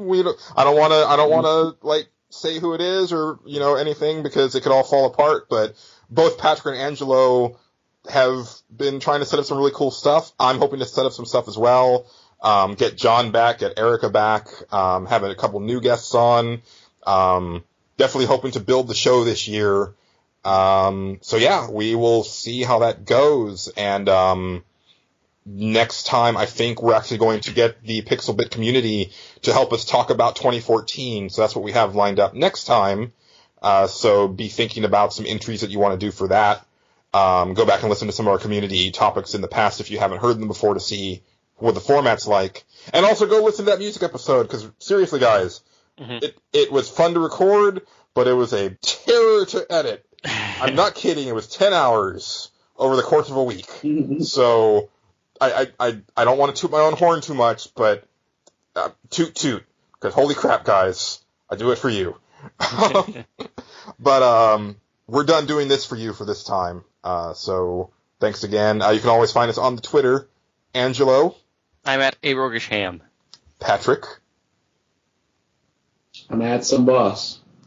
And you can find me at Julian_Titus. Again, go congratulate JD on his job and his victory. Well earned, 66 victories. That's pretty awesome. It was very humbling for me as someone who's used to coming, you know, a lot closer in those 100-match melees. But yeah, that's going to do it for this episode. For myself, Patrick, and Angelo, thanks for listening, and keep it pantsless, Internet. Goodbye. Oh, damn you guys. What? What? You just leave it hanging at the end of every episode. Bye. What should I say? Achieve your destiny. That works. I like that.